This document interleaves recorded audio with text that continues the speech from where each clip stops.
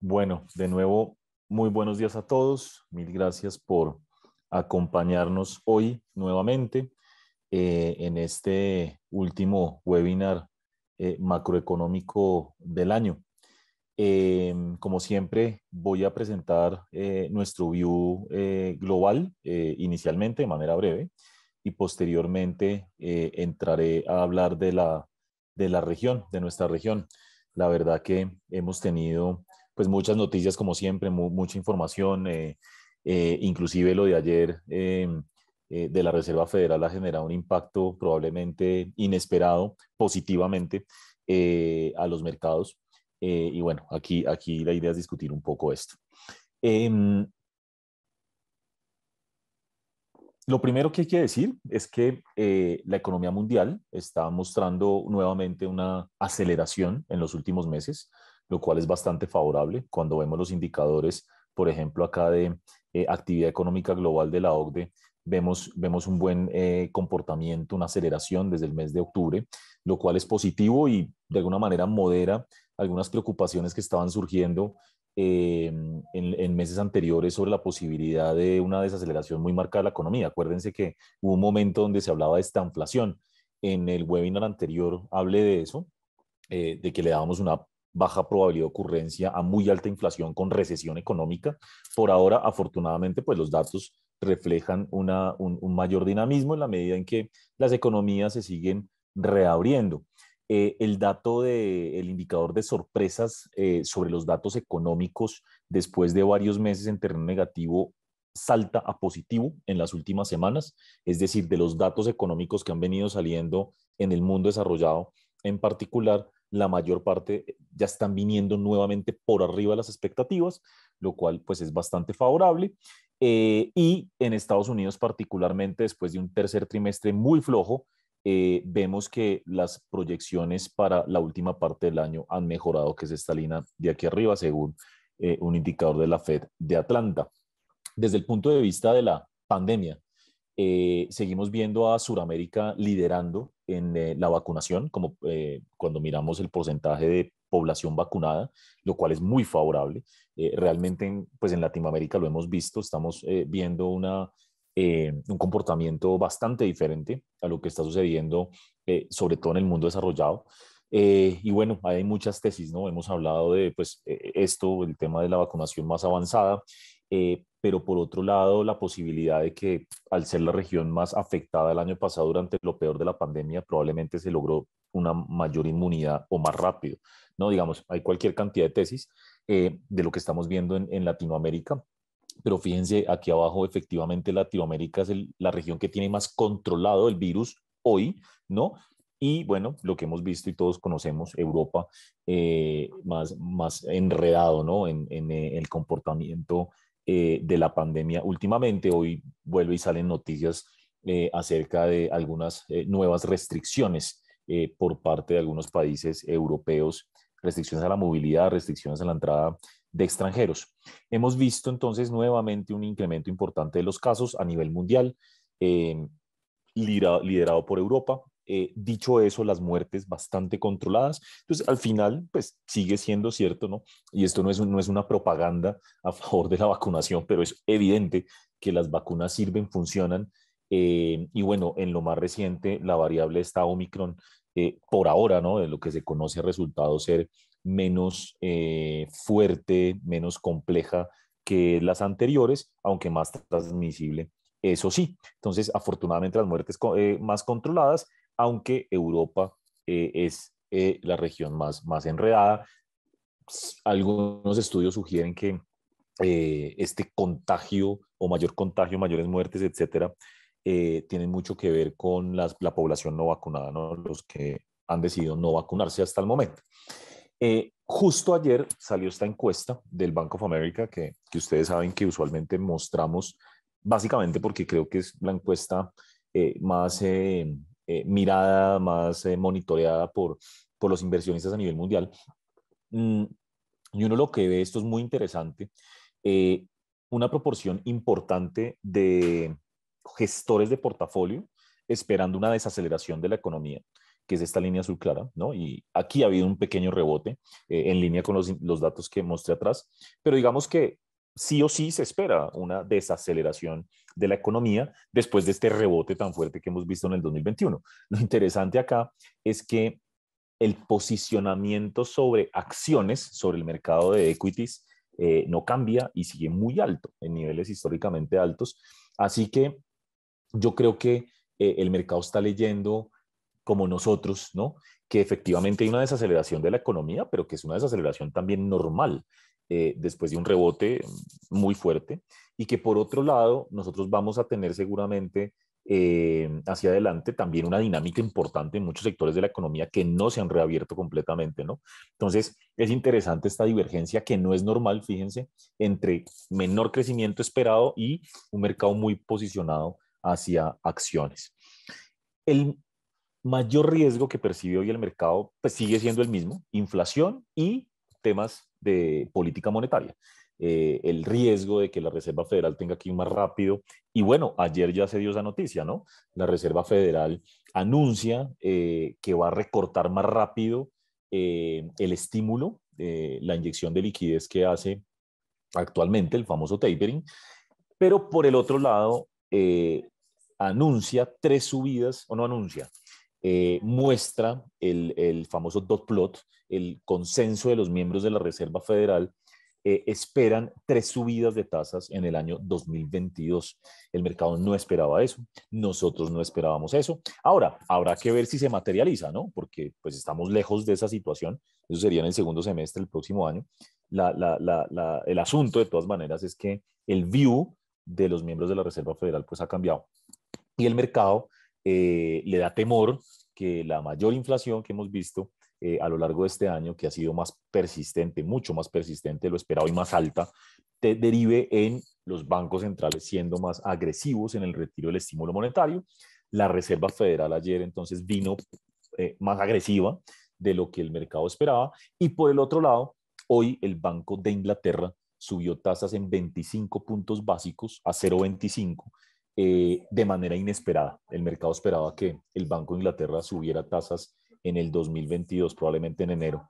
Así que, pues, hombre, yo no me canso de decir esto. La verdad es que uno lleva desde la crisis 2008, 2009, 21 años, perdón, 11 años, 12 años hablando de lo mismo y es que el mercado está completamente atado en términos de expectativas a lo que haga o dejen de hacer los bancos centrales, principalmente la Reserva Federal, porque el tema de liquidez es fundamental para el comportamiento de los mercados. Dicho todo lo anterior, el mercado sí espera que sí o sí la inflación va a ser menor hacia adelante. Esto muestra el dato más bajito desde por allá el 2008, lo que implica que pues hay una credibilidad total todavía a que la inflación va a ser menor en un año, que vamos a empezar un descenso de la inflación hacia adelante. Lo que pasa es que sí hay que reconocer que los niveles de inflación van a ser más altos al final del 2022 de lo que se esperaba hace un tiempo. Y miren cómo efectivamente todavía una gran proporción de los inversionistas a nivel mundial considera que lo que estamos viendo en la inflación en el mundo es transitoria o por factores transitorios en su gran mayoría. Mm, lo de la inflación realmente es un fenómeno bien complejo, ¿no? Que estamos viendo en el mundo. Estas gráficas que están acá se relacionan a Estados Unidos y básicamente pues lo que uno ve es una inflación que está en máximos desde el año 82 en el 6,8%. La inflación núcleo también está en niveles máximos cerca de 30 años. Y este tipo de cosas definitivamente generan esta ansiedad e incertidumbre en los mercados. Lo interesante sigue siendo ver cómo los precios de la energía han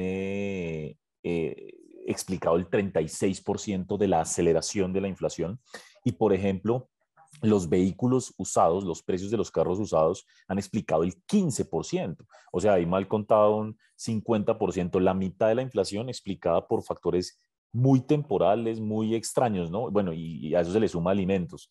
porque es el tema de las cadenas globales de valor, las disrupciones que ha habido, los precios de los containers de transporte, los mayores precios de los commodities, todo esto muy relacionado con temas geopolíticos, pues, las restricciones impuestas por el COVID, etcétera, etcétera, que han generado unas presiones completamente inesperadas sobre la inflación.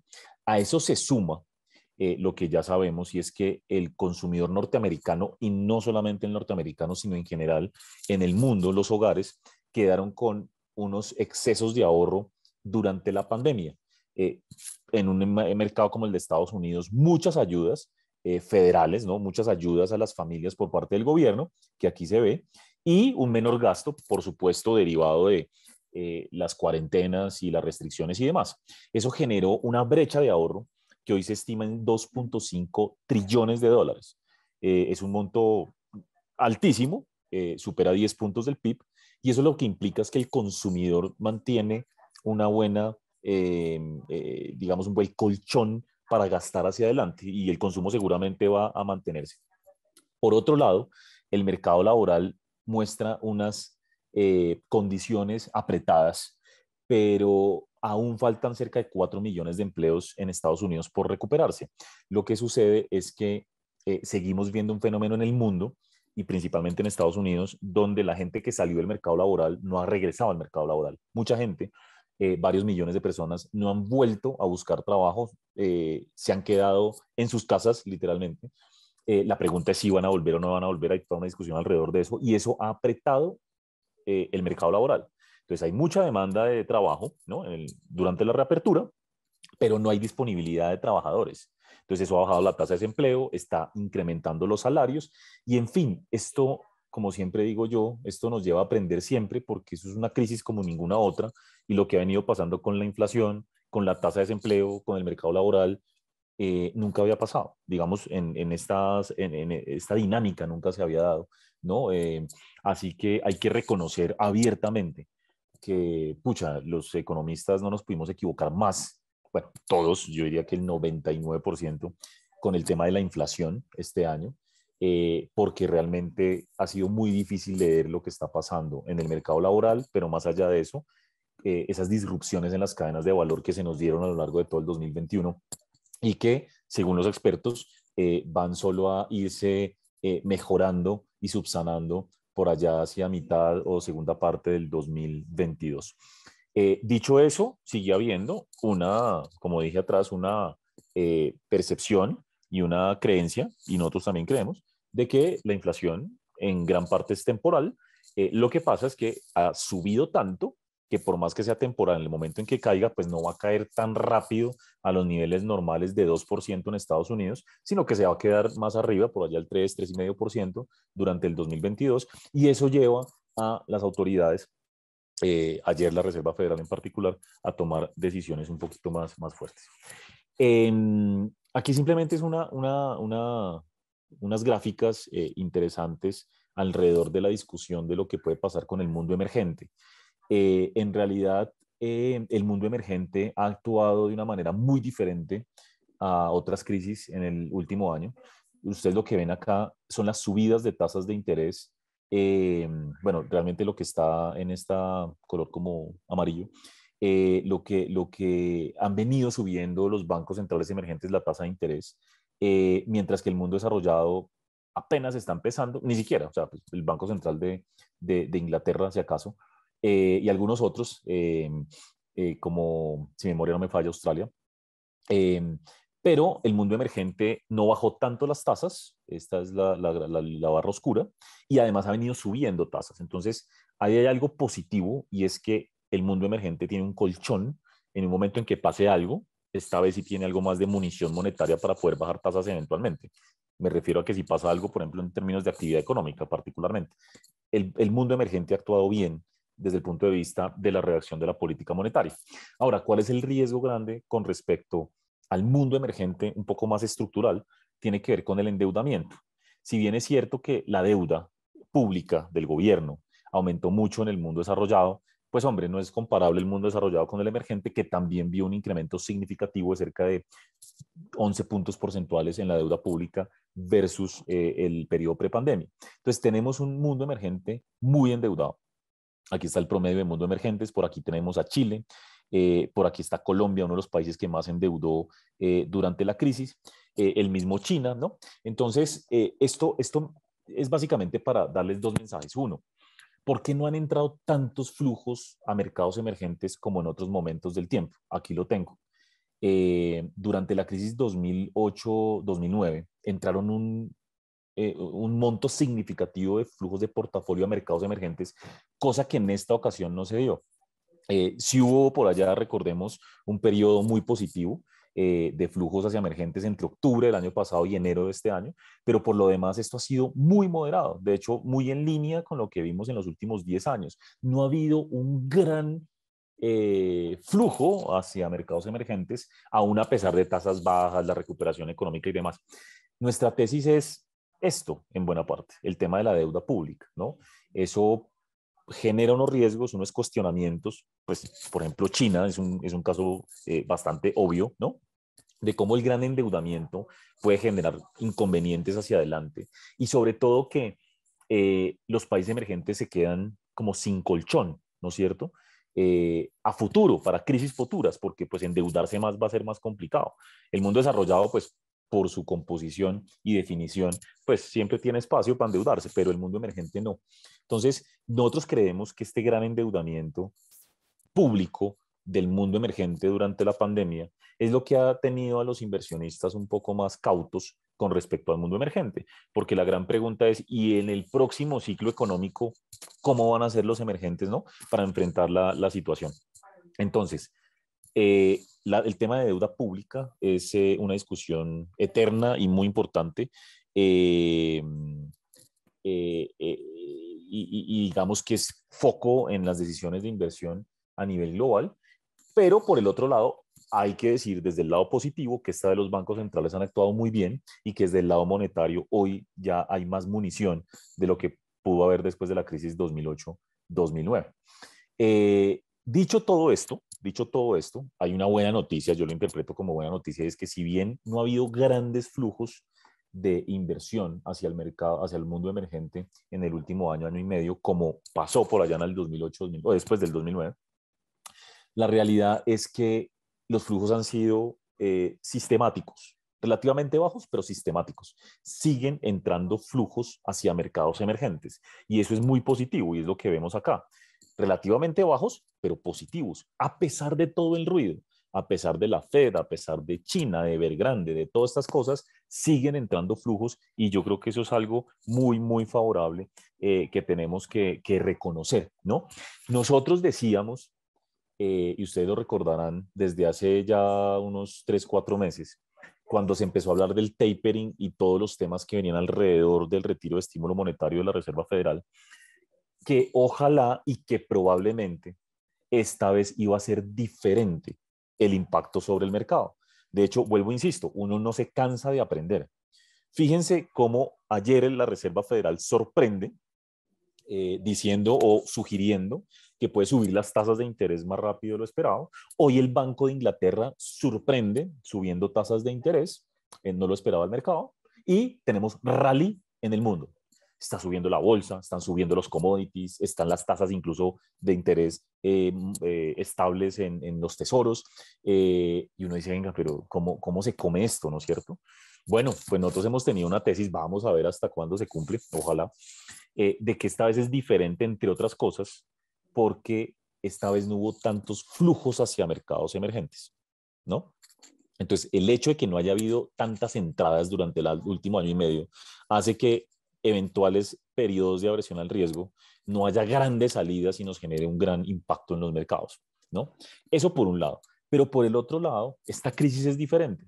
El mundo emergente tiene una especie de rezago frente al mundo desarrollado en la reapertura y la reactivación y en la medida en que nos sigamos reabriendo, la economía va a seguir jalando, ¿cierto?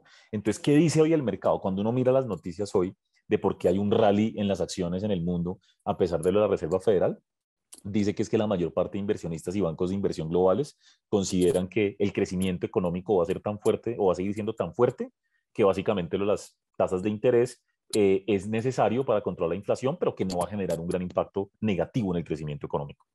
Entonces, pucha, estamos leyendo las cosas diferentes.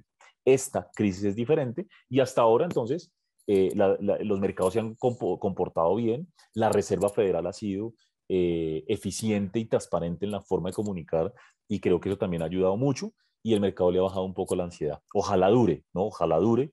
Yo soy un fiel creyente, seguimos en Credit Corp creyendo que la Reserva Federal va a llevar las cosas de manera positiva. Y miren, aún en medio de todo ese escenario, cuando le preguntan a los inversionistas a nivel mundial cuáles son los activos que más van a rentar en el 2022, acciones emergentes, el Standard Poor's, el petróleo. O sea, activos cíclicos. Es increíble, esto no es normal, insisto, ¿no? No es normal. Va a haber volatilidad, hay ansiedad, no es normal.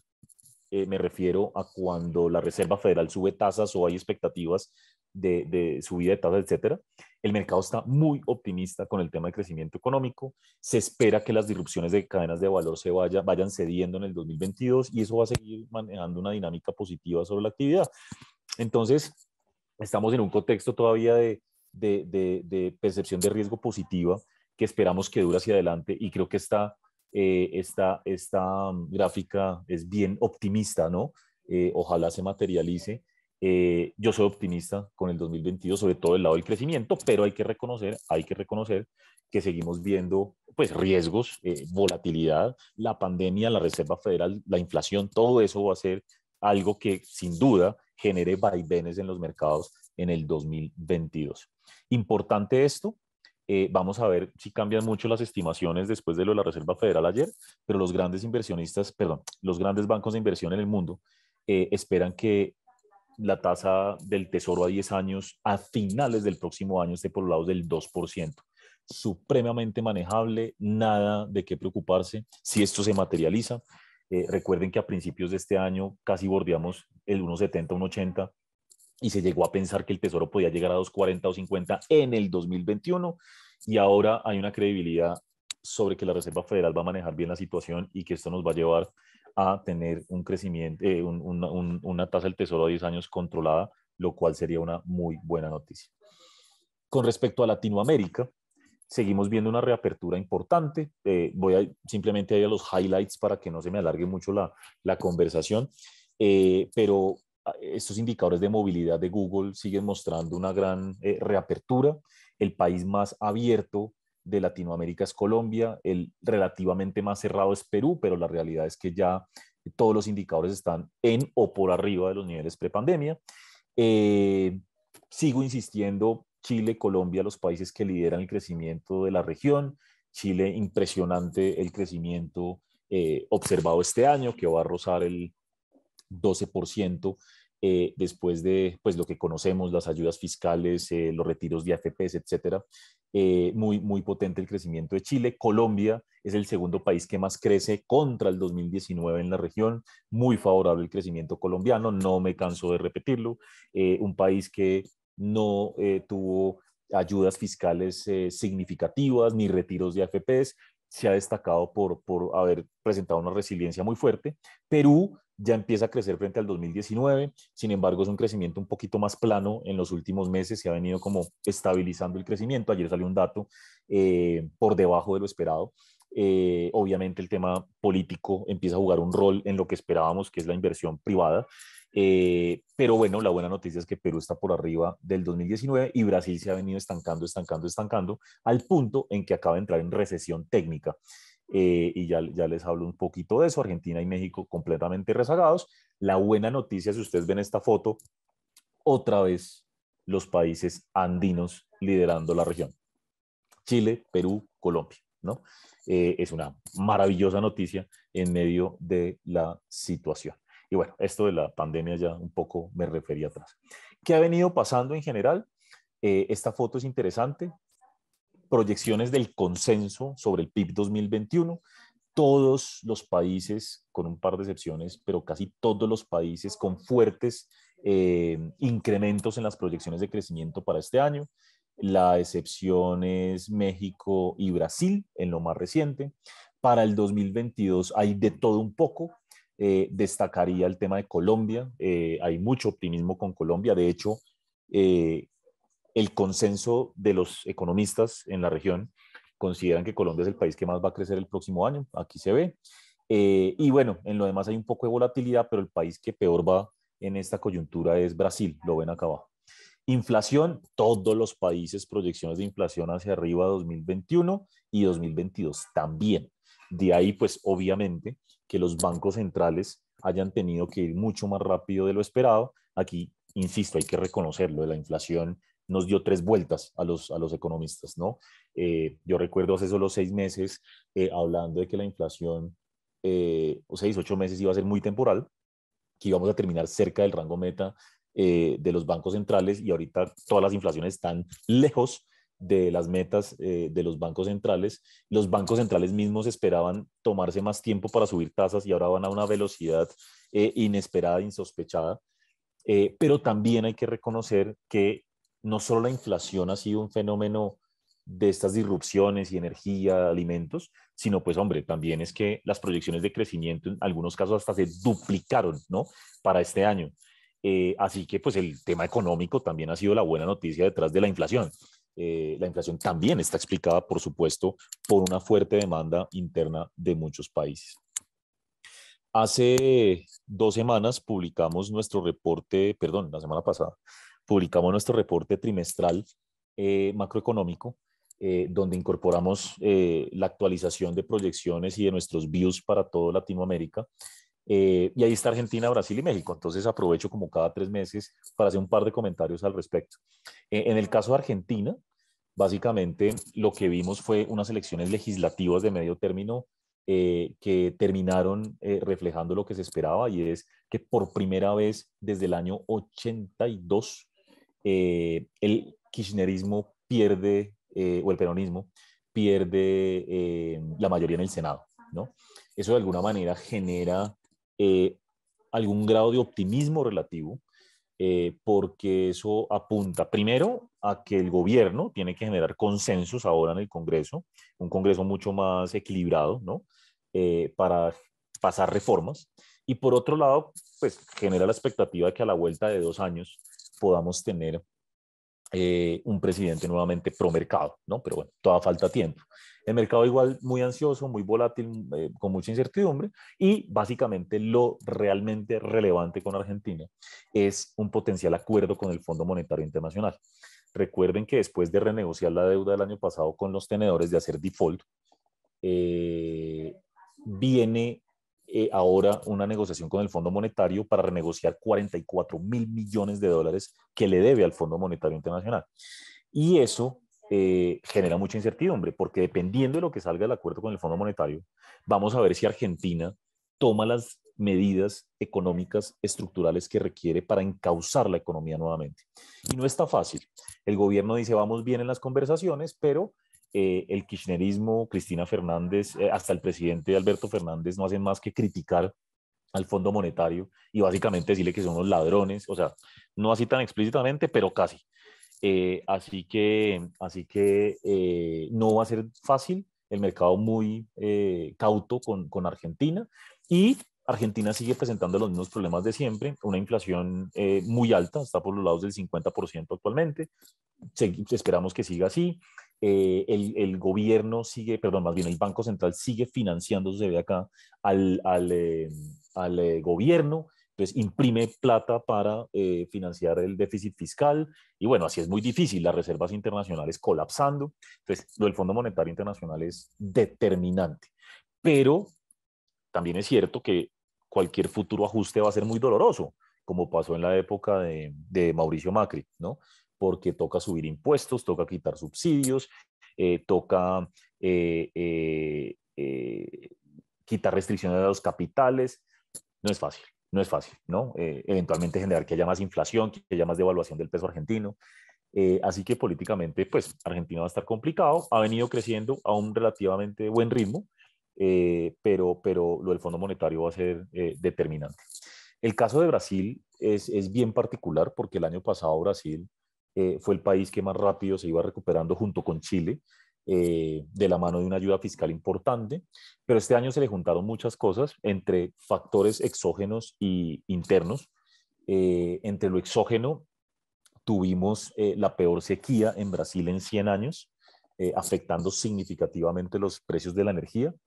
Las disrupciones en las cadenas de valor globales le pegan muy duro a la industria brasilera, por ejemplo, la industria automotriz. Eso ha afectado significativamente a Brasil, pero a eso se suma el hecho de que en Brasil la mayor inflación que ha habido, la fuerte subida de tasas de interés, aquí lo ven, por parte del Banco Central, que ya va por los lados del 9 largos, eh, va a generar o está generando ya un impacto sobre la inversión y el consumo, ¿no? ¿Por qué la inflación tan alta? Bueno, los paquetes de ayuda fiscales que dio el gobierno generaron mayor consumo, la sequía elevó los precios de energía y los precios internos de electricidad están en las nubes.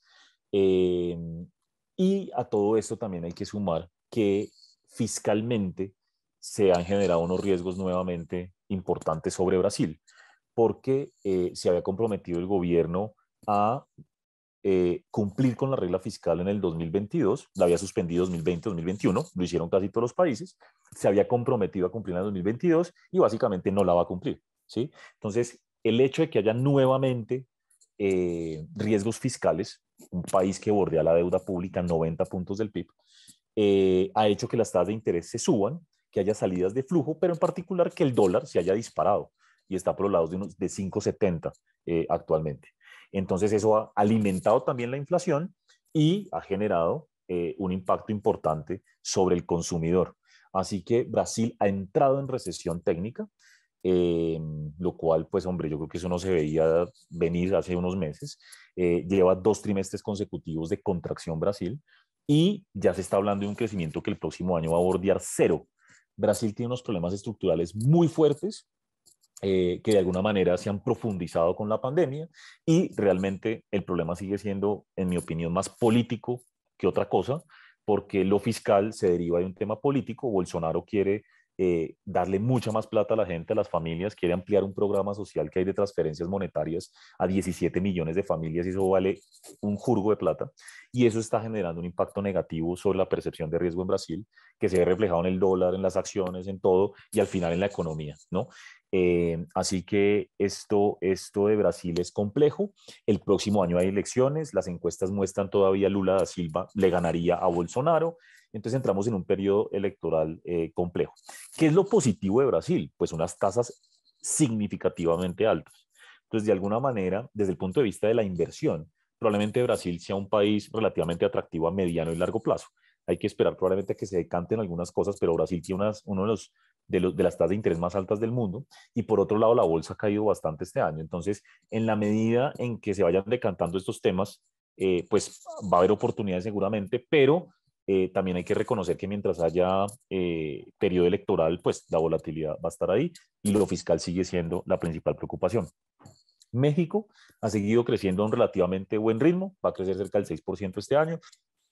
Mm, Ahí digamos que tenemos un México muy impulsado por la demanda de Estados Unidos, como es normal, con unas remesas en niveles históricamente altos, la confianza del consumidor está muy bien.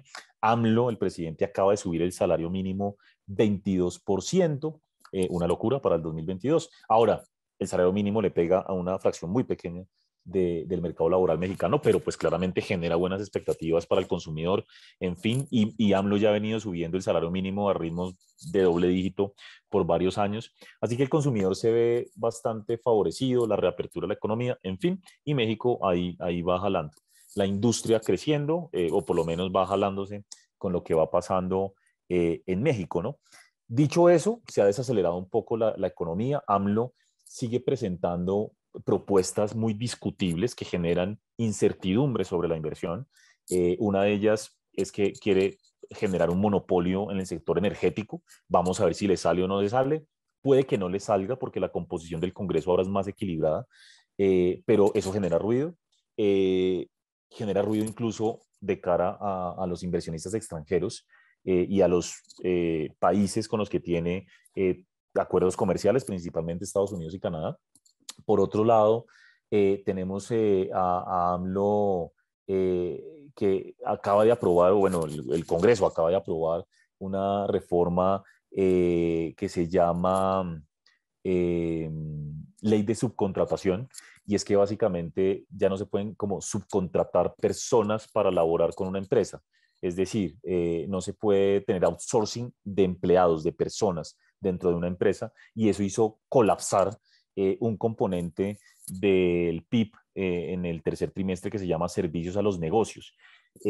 Básicamente por ese cambio como en la ley de outsourcing, se podría decir. Hay que esperar cuál va a ser el efecto final, pero ya en el primer trimestre de implementación se vio un efecto negativo.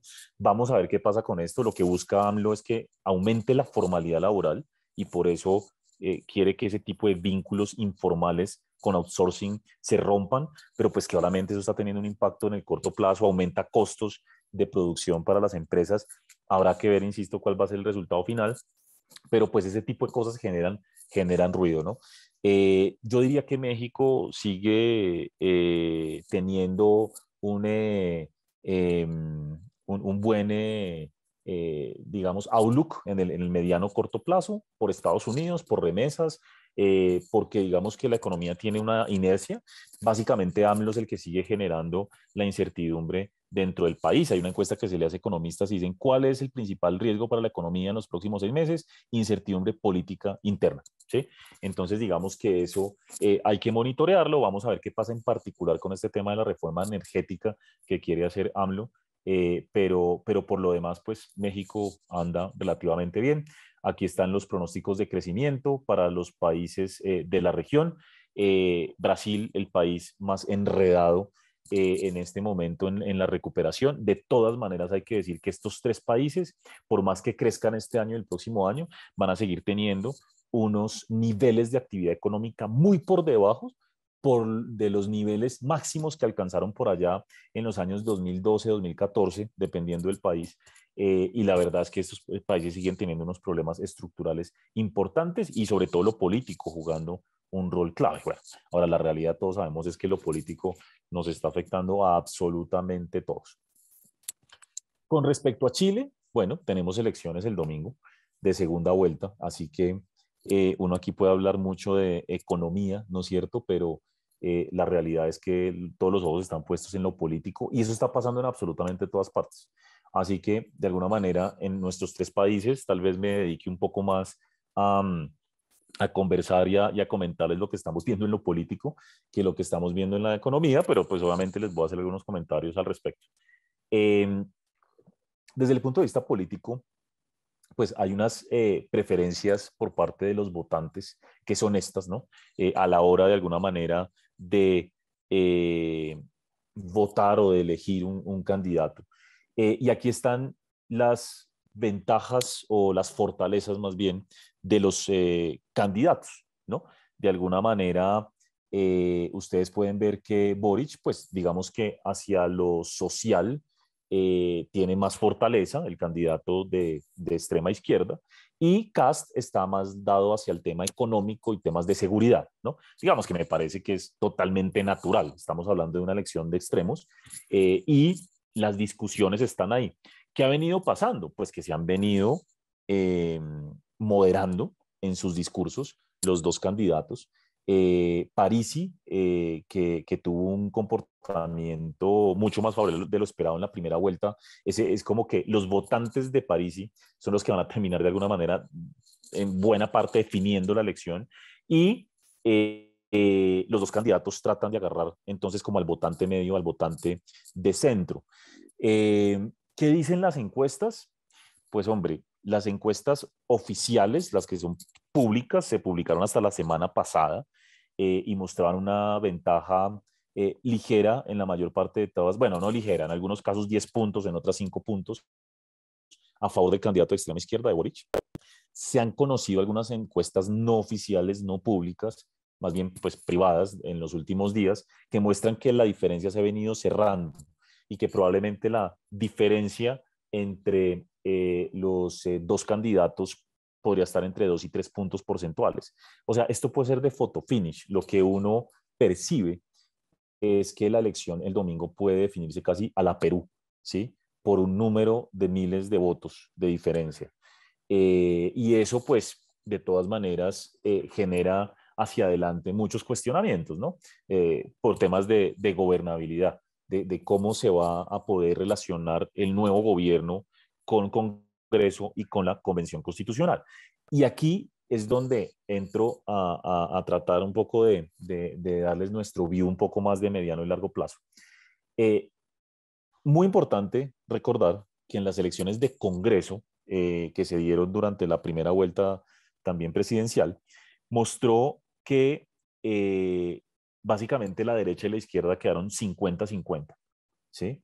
Entonces hubo me hablo del 50%, ¿no?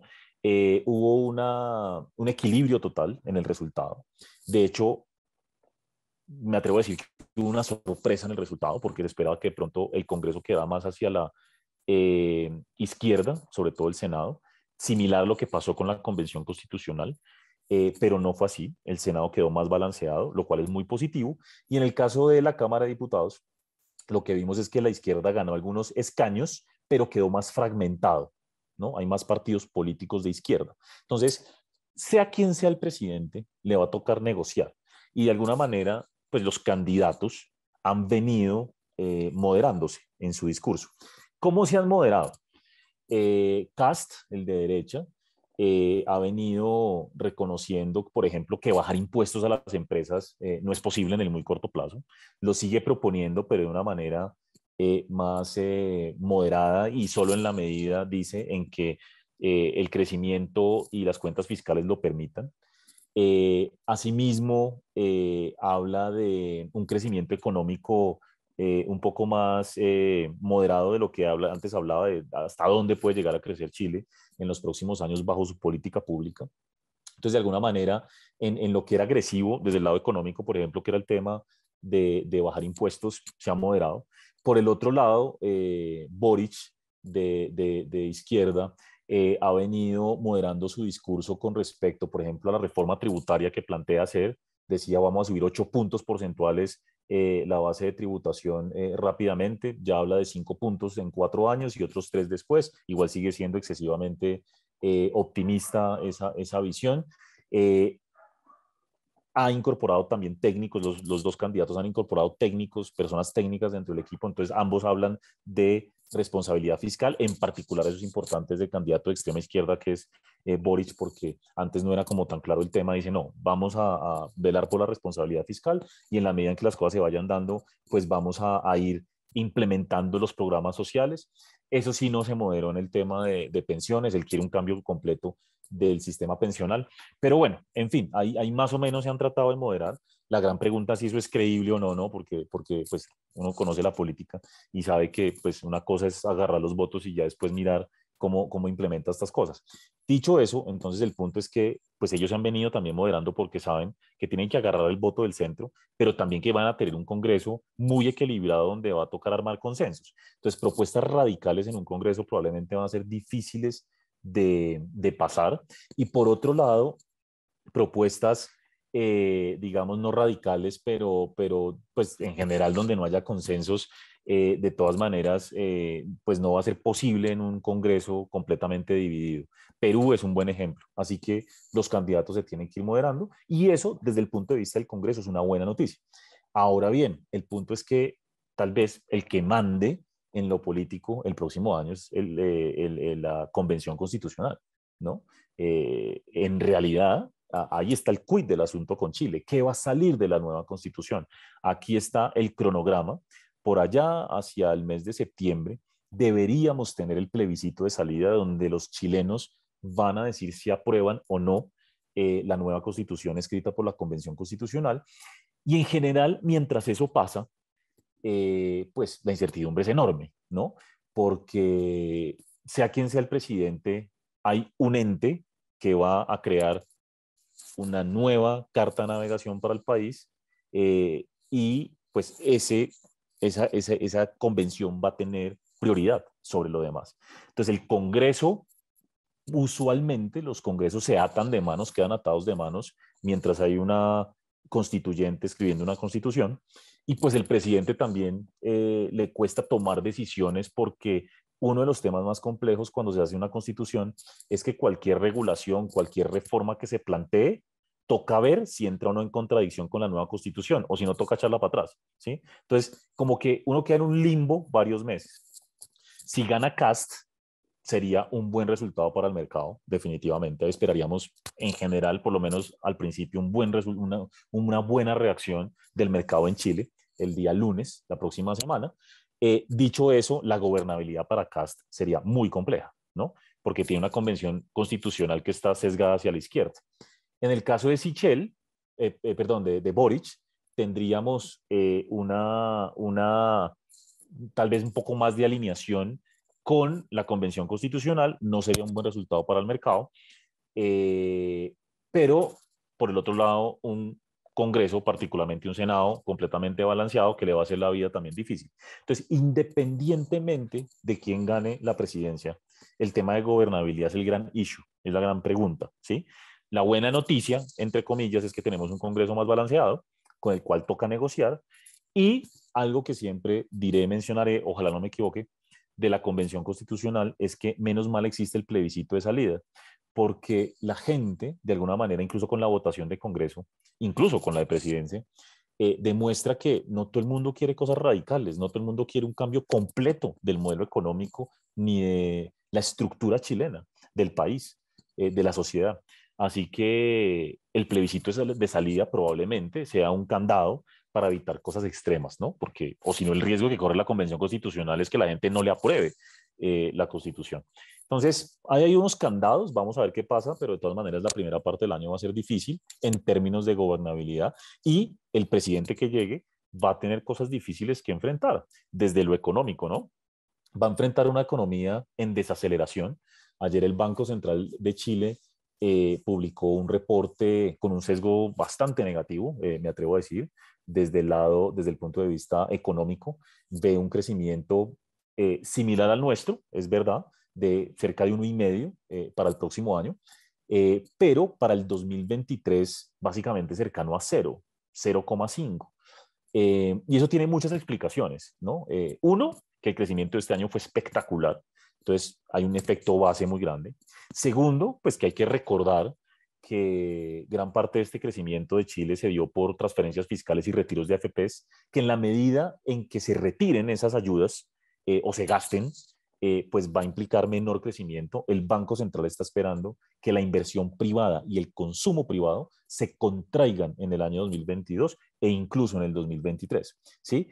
Pero en mi opinión lo más importante, lo del consumo puede tener sentido, porque contraerse un poco después de crecer 20 y pico por ciento este año, pues hombre, es como volver a la normalidad. A mí eso no me preocupa tanto, es un tema muy estadístico y eso hay que resaltarlo.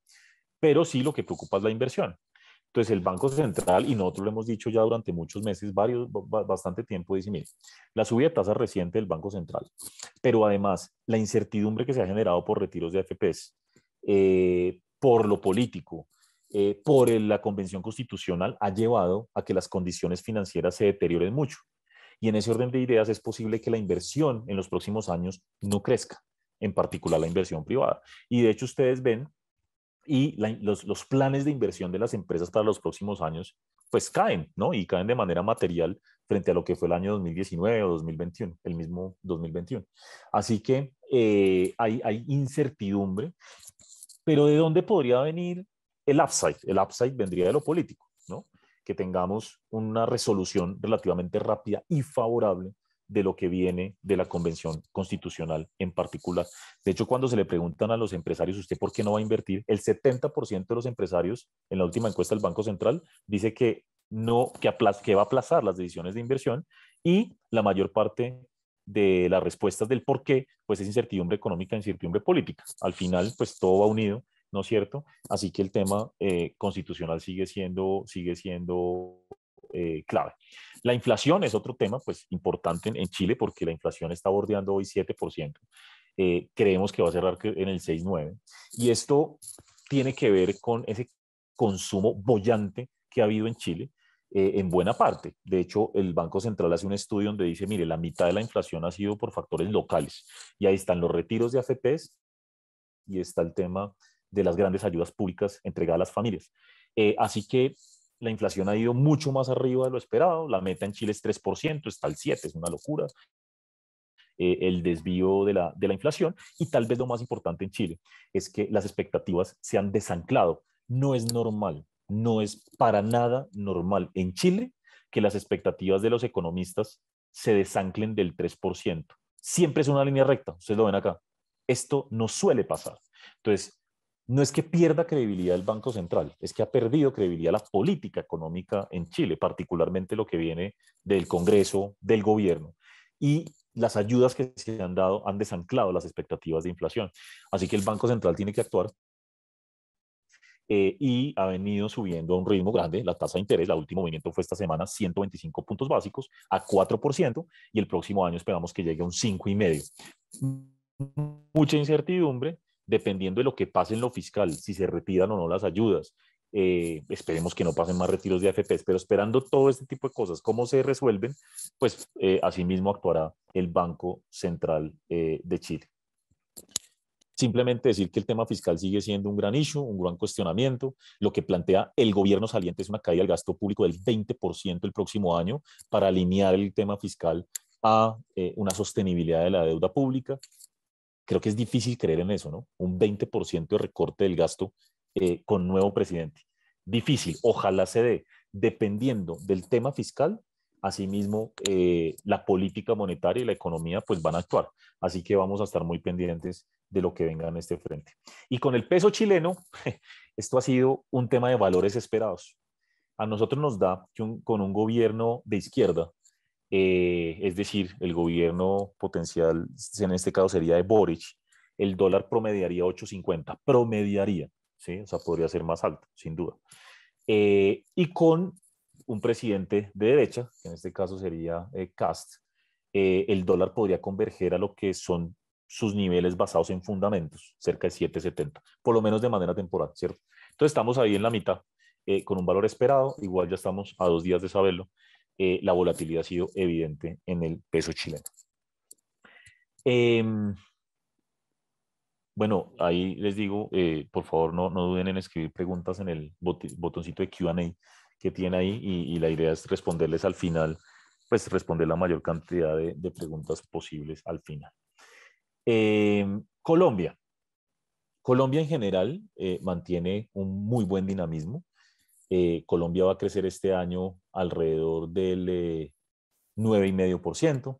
El próximo año las expectativas siguen aumentando. Es de los poquitos países que las expectativas también aumentan para el 2022. Pero yo también me atrevo a decir que eso tiene mucho que ver con que no tenemos claridad en lo político, ¿no es cierto? Entonces, pues somos optimistas, yo diría que la mayoría, de que el resultado electoral puede ser favorable o no negativo, de alguna manera, y que pues de ahí que la economía vaya a seguir creciendo.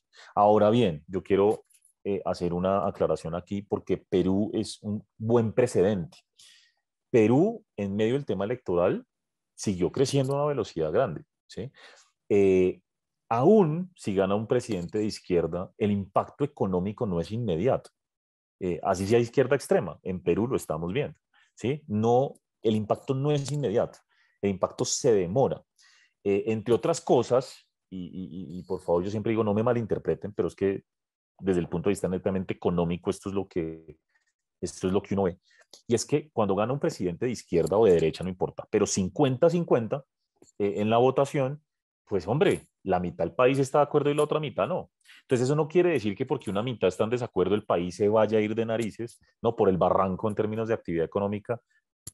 No, eso no pasa inmediatamente, porque la otra mitad del país está contenta y gasta, invierte, ¿sí? Es una discusión difícil, pero Perú es un buen ejemplo. Perú en ningún momento se frenó. Bueno, se está frenando un poco, pero va mucho más rápido de lo que pensábamos hace 3, 4 meses, ¿no? Entonces, toma tiempo una eventual desaceleración y dependiendo de las políticas públicas y demás, pero toma tiempo.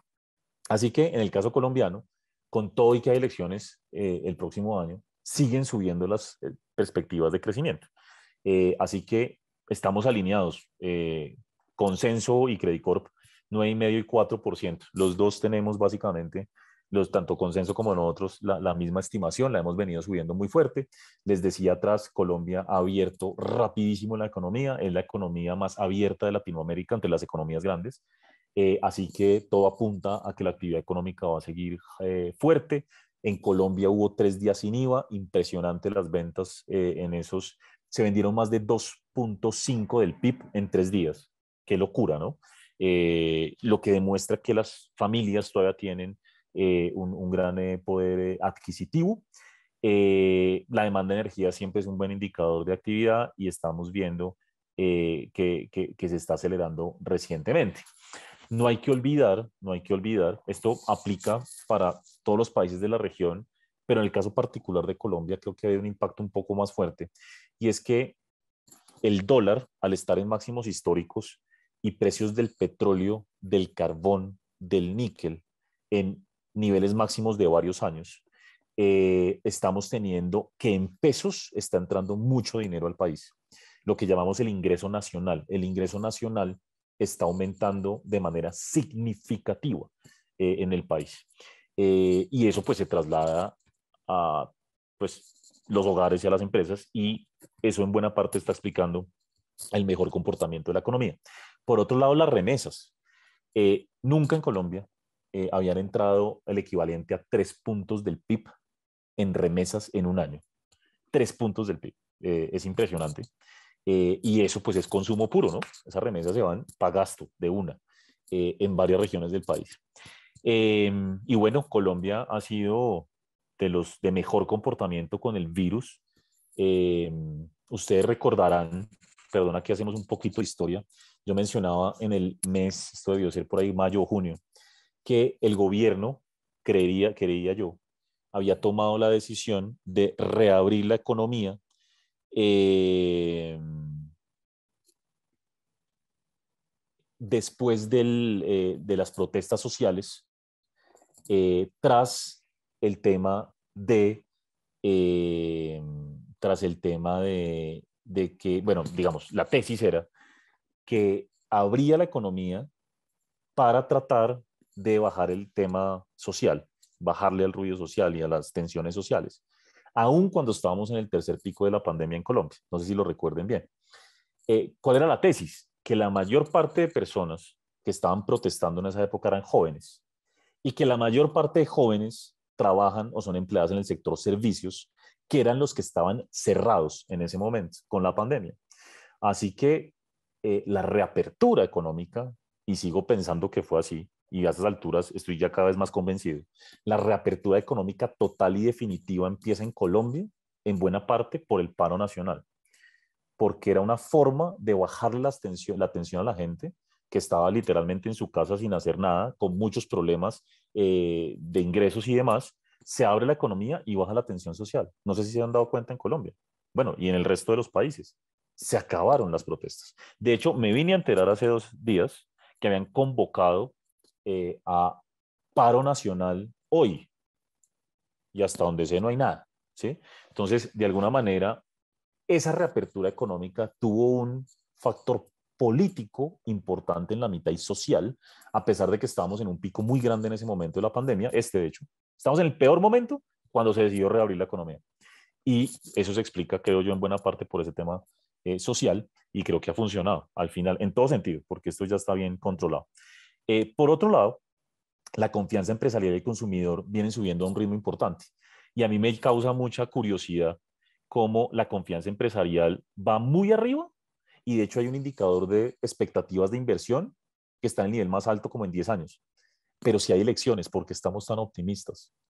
Esto me genera más optimismo, ¿cierto? Los empresarios están viendo un buen 2022. Ojalá se mantenga, obviamente. Otra vez, todos damos el beneficio de la duda, ¿no? En la medida en que vayan pasando los meses, vamos a tener seguramente más, más información y más volatilidad. En fin, vamos a ver qué pasa ahí. De todas maneras, miren aquí la gráfica que les decía, expectativas de inversión privada, ese es el máximo desde el 2011. De todas maneras, pues, por mucho y que uno diga cosas muy buenas de Colombia, hay dos tareas muy grandes pendientes que preocupan. Una, las exportaciones. La verdad, yo lo digo, hemos tenido un par de webinars con precandidatos a la presidencia, con el ministro de Hacienda. Es increíble que uno tenga el dólar a 4.000, que la economía global esté subiendo y que las exportaciones no crezcan, las totales. O sea, realmente uno como que lo deja pensando. Sí, hay muchos sectores, las no tradicionales han venido creciendo, pero es que nos falta mucho en Colombia. Y la verdad es que es un problema muy grande el tema exportador, porque Colombia no puede crecer harto, como está pasando hoy, al 9%, porque entonces el déficit en cuenta corriente se abre enormemente y se nos vuelve un problema, ¿no?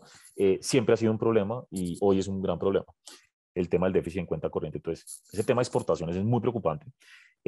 Todos los candidatos hablan de que eso hay que arreglarlo, pero pues lo he escuchado como 30 años, entonces vamos a ver si algún día se hace algo. Y la inversión está bastante modesta, está como a un 15% por debajo de los niveles prepandemia. Así que aquí para mí es importante destacar que efectivamente, por más que hay cierto optimismo por parte de los empresarios, sí llega a ser cierto que la inversión va lenta y va a seguir lenta y sigue siendo nuestra expectativa mientras el periodo electoral. Aquí hago un comentario muy puntual y es que me han preguntado que si el 4% de crecimiento no se ve muy alto, dado el tema electoral. Más bien volteo el análisis. Es que a nosotros nos da que si no fuera por el tema electoral, Colombia crecería más o menos 5,5%. ¿Sí?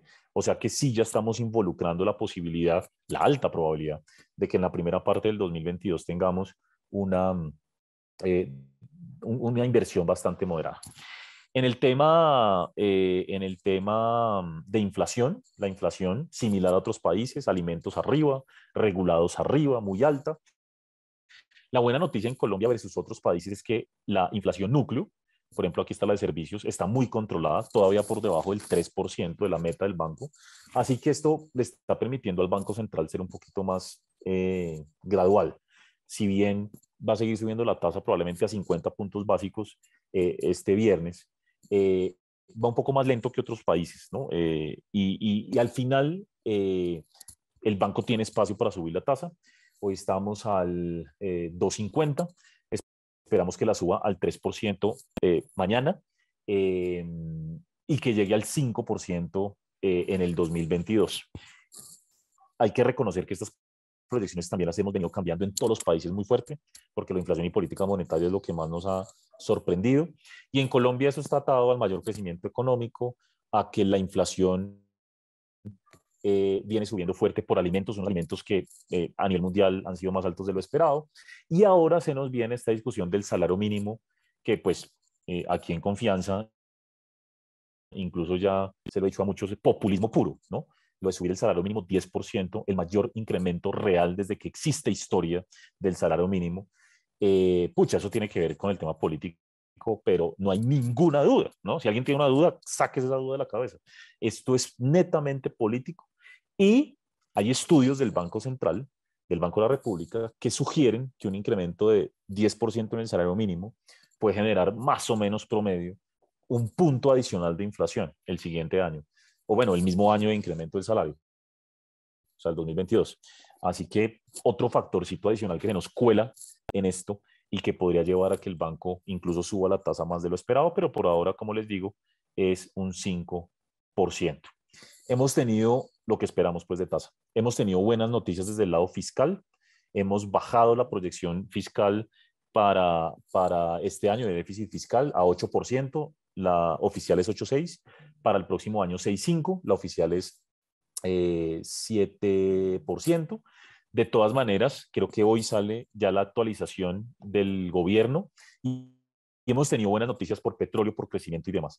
Dicho todo eso, vamos a tener una deuda pública más baja de lo que esperábamos antes, pero sigue siendo muy alta en el contexto histórico eh, y comparativo. Y en ese orden de ideas, pues vamos a tener que ver una nueva reforma tributaria. Eso no nos lo saca de la cabeza a nadie, a ningún economista. Y vamos a ver el nuevo gobierno. Todos los candidatos presidenciales, todos, con la excepción de Rodolfo Hernández, entiendo, han hablado de que hay que hacer una reforma tributaria. El dólar, pues más volátil no puede ser. Miren, hemos publicado 2 reportes de dólar en las últimas 3 semanas. O sea que si quieren tener el reporte completo, por favor avísenle a su comercial para que se lo reenvíe si no les ha llegado. Pero nosotros creemos que Colombia ya entró en modo electoral. El peso colombiano debería estar por los lados de 3.800 pesos, según las variables que lo suelen explicar. Entonces, estar a 4.000 pesos o 3.950 claramente indica que el mercado está incorporando una prima por riesgo. Así que en lo personal, y esto lo he discutido porque es discutible con las mesas, con clientes, lo que está pasando con el peso colombiano es un tema político. El mercado empieza a percibir que en el 2022, en la primera parte del año, va a haber mucha volatilidad. Entonces, cada vez que el dólar baja, salen compradores muy fuertes que no quieren pasar largo peso colombiano el final de este año o no quieren arrancar largo Colombia en la primera parte del 2022. Así que nosotros creemos que lo que está pasando en Colombia hoy es una estrategia que llamamos buy the dips, ¿no? Y es que cada vez que cae el dólar, compra, cada vez que cae, compra, cada vez que cae, compra. Había caído el dólar en Colombia hace unas semanas por el tema de bueno, hace un mes y medio, 2 meses, por monetizaciones del gobierno, de la venta de ISA a Ecopetrol y la plata del Fondo Monetario Internacional, cayó el dólar, después se subió un poco y después vuelve y cae por el tema de la OPA de Nutresa y de Sura de Gilinski, ante la expectativa de que pues tiene que llegar dólares para materializar la OPA, se cae, pero una vez lo de la OPA se extiende, se extiende el plazo y empiezan a salir estas encuesticas políticas que yo digo, esas encuestas siempre han existido, pero ahora sí el mercado le está poniendo cuidado, porque esas encuestas llevan más de un año casi que mostrando la misma tendencia. En la medida en que va pasando el tiempo, pues el mercado le pone más cuidado y va reaccionando. Entonces a mí no me extraña, fue muy duro el golpe del peso colombiano hace 2 días, eh, pero no me extraña que cualquier noticia que salga lo empuje tan duro hacia arriba, porque claramente creo que hay una percepción de que es mejor estar comprado dólar durante la primera parte del 2022. Entonces, cada vez que cae, se aprovecha esa situación. ¿Por qué subió el dólar hace 2 días de manera increíble? Por la noticia del salario mínimo y por la noticia de que se posponía la OPA de Nutresa hasta enero. Lo del salario mínimo pega porque pega negativamente en expectativas de inflación y porque claramente se demuestra que el tema político está empezando a jugar dentro de la política pública. Entonces, eso es importante. Creemos que el dólar va a cerrar este año en 3.950 y el otro año, este 3.650 que tengo acá, asume que durante el segundo semestre del año vamos a tener una convergencia hacia los niveles de equilibrio en el dólar, basado en el supuesto de que tenemos un resultado electoral favorable. ¿Sí? Lo digo así de simple. Nuestro escenario base incorpora un escenario pro mercado. Obviamente, pues habrá que ver qué pasa. Pero hay que reconocer que en la primera parte del año yo creo que es muy posible que el dólar promedie niveles por arriba de 4.000 pesos. Bueno, yo tengo exactamente 20 minutos, 25 minutos, 20 minutos para terminar Colombia y Perú, ¿sí? Pero lo de Colombia no quiero irme sin darles un par de datos con respecto al tema electoral. Lo primero es que Gustavo Petro tiene el 25%, entre el 20 y el 25% en promedio de las encuestas. Yo simplemente quiero decirles que, ojo, cada uno mira las encuestas que quieren, pero ojo con la encuesta de Inbamer, que muestra a Petro con 42%. Aquí les digo que esa encuesta en el mes de abril mostraba a Petro con el 38% también.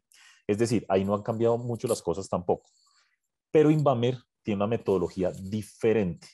Ellos no consideran dentro de la encuesta los indecisos y no consideran dentro de la encuesta, después de realizar la encuesta, a quienes dicen que no saben si irán a votar o que probablemente no votarían. Entonces, la forma en que hacen las encuestas hace que los datos sean diferentes. Cuando ustedes midan las otras encuestas, que son 3 más o 4, todas dan más o menos lo mismo, entre un 20 y un 25%, con un aparente techo de Gustavo Petro, ¿sí? ¿Dónde se acerca más en segunda vuelta? ¿Qué candidatos se acercan más a Petro en una eventual segunda vuelta? Sergio Fajardo, el mismo Alejandro Gaviria y por acá Rodolfo Hernández. De alguna manera, lo que uno puede intuir es que la gente quiere o el centro o algo que no esté completamente identificado con el establishment, como Rodolfo Hernández. ¿Sí? Mientras que lo que es de derecha, pues tienen una brecha mucho más grande. Está Oscar Iván Zuluaga y Federico Gutiérrez. Así que bueno, todavía falta mucho camino por recorrer, pero esto le da unos indicios que creo que no son nada nuevo, ¿no? En el sentido en que la gente quiere algo diferente. De todas maneras, destaco cosas como Oscar Iván Zuluaga, que se duplica, de hecho esto se triplica el apoyo entre las últimas dos encuestas. Alejandro Char, que no aparecía en las encuestas, ahora ya aparece de quinto. Está muy temprano. Todas estas cosas demuestran que estamos lejos todavía de tener claridad. Y lo más importante hacia adelante van a ser las consultas, ¿no? Las consultas de estos dos, porque ejercicio simple, ya que estamos en confianza, acuérdense, yo les digo esto con toda la confianza siempre. De todos estos candidatos que aparecen acá, hay 8 que van a salir. 8. O sea, estas encuestas dicen mucho, pero al mismo tiempo dicen poco. ¿Sí? ¿Por qué 8? Porque la mayoría de los que están ahí van a escoger solo uno en marzo. ¿Ya? Entonces, en este momento, uno que hace suma, resta, los saca, los quita. Esto realmente es muy difícil de leer. Y algo de lo cual y por lo cual yo ya desde ya me empiezo a decir, ojalá no me equivoque, porque yo analista político no soy, ¿no? Yo digo que pues durante los últimos años nos ha tocado aprender de política y de epidemiología, pero pues lejos, ¿no? De ser expertos de estas cosas. Pero cosas que me gusta decir es, hombre, Petro es uno de los tipos más conocidos del país, con Duque y Uribe, o sea, el tipo lo conoce todo el mundo y tiene una de las desfavorabilidades más altas, casi la mitad. O sea, la mitad del país no lo quiere, no le gusta. ¿Y cuál es el upside de Petro? Pues casi ninguno, porque todo el mundo lo conoce. Uno puede leer o puede interpretar algo que ya se ha dicho mucho tiempo, y es que Petro tiene un techo. Porque Petro, ¿qué puede cambiar o quién más puede conocerlo después como para decir, no, es que va a coger tantos millones más de votos? ¿No? Mientras que los otros candidatos, en promedio, lo conocen 50-60% del país. Hay un upside grande, ¿no? Por otro lado, cuando se le pregunta, esto lo pregunta Inbamer, lo pregunta la CNC, lo pregunta Guarumo, lo pregunta todo el mundo. Oiga, ¿usted por qué candidato votaría? ¿De qué espectro político? Derecha más centro derecha, 43%. Izquierda, centro izquierda, 29%. Bueno, de ahí que salga nuestro escenario hoy, que es que Petro no es presidente, pero que va a haber volatilidad, que vamos a estar medio preocupados y asustados. De aquí a mayo, junio, seguramente sí, porque Petro con alto chance va a pasar a segunda vuelta. Y ahí, pues mientras se decanta todo esto, pues la volatilidad va a ser enorme y seguramente se va a seguir incorporando una prima de riesgo importante sobre los activos colombianos. Con respecto a Perú, les decía antes, cuando hablé de Colombia, lo de Perú ha sido muy bueno, porque digamos que cuando gana Pedro Castillo, cuando tenemos la elección y demás, se esperaba tal vez una economía frenándose y la verdad no. De hecho, ha venido creciendo a un buen ritmo, tanto así que la economía va a crecer 13% aproximadamente este año, que es un número superior a la caída del 11% del año pasado, o sea que logra superar la caída del año pasado. Y eso es muy positivo. Hemos visto un consumidor en particular muy fuerte, ese es el indicador de consumo de tarjetas crédito y débito del BCP, y sigue mejorando esa dinámica del consumo. Por eso les decía, es que es muy difícil que el consumidor vaya a frenar en seco que porque gana uno u otro presidente. Eso no pasa en el corto plazo. Y entre otras cosas, yo también lo decía en meses anteriores, hombre, un presidente de izquierda usualmente la principal política pública que tiene es generar empleo, generar ayudas, fortalecer los ingresos de los hogares. Entonces, de ahí se genera cierto optimismo. Y yo creo que eso es lo que está pasando en este momento. Ya, dependiendo de lo que venga hacia adelante en lo político, claramente puede haber un impacto sobre todo la inversión privada, que eso lo hemos venido conversando mucho tiempo, pero por ahora el consumidor muy favorecido por retiros de AFPs, por retiros de CTs, por la reapertura económica y como digo yo, pues la mitad de la gente que votó por Castillo, entonces su victoria hace que algunos mantengan cierto grado de confianza, ¿cierto? Y eso hay que reconocerlo, insisto, no me malinterpreten. Ahora bien, uno ve ventas de motos, gastos en restaurantes, consumo interno de cemento, eso es inversión, eso cae dentro de inversión privada, etcétera, etcétera, con buenos comportamientos. Y unos sectores muy rezagados, que son los más afectados por la pandemia, transporte, hoteles, etcétera, que seguramente van a agarrar mayor ritmo en la medida en que esto se vaya recuperando. ¿Qué es lo que preocupa? Pues preocupa esto, expectativas de los empresarios sobre la economía a 3 meses. Esto está en mínimos históricos. Insisto en el comentario, mínimos históricos para un choque interno, porque esto que ustedes ven acá, ¿sí? Son choques exógenos, la pandemia y la crisis del 2008. Esto no pasaba desde el año 80 y pico, para un tema interno, netamente interno. Así que lo que nos sugieren estos datos es que la inversión privada va a tener una moderación importante y en nuestra opinión sigue teniendo un alto chance de contracción.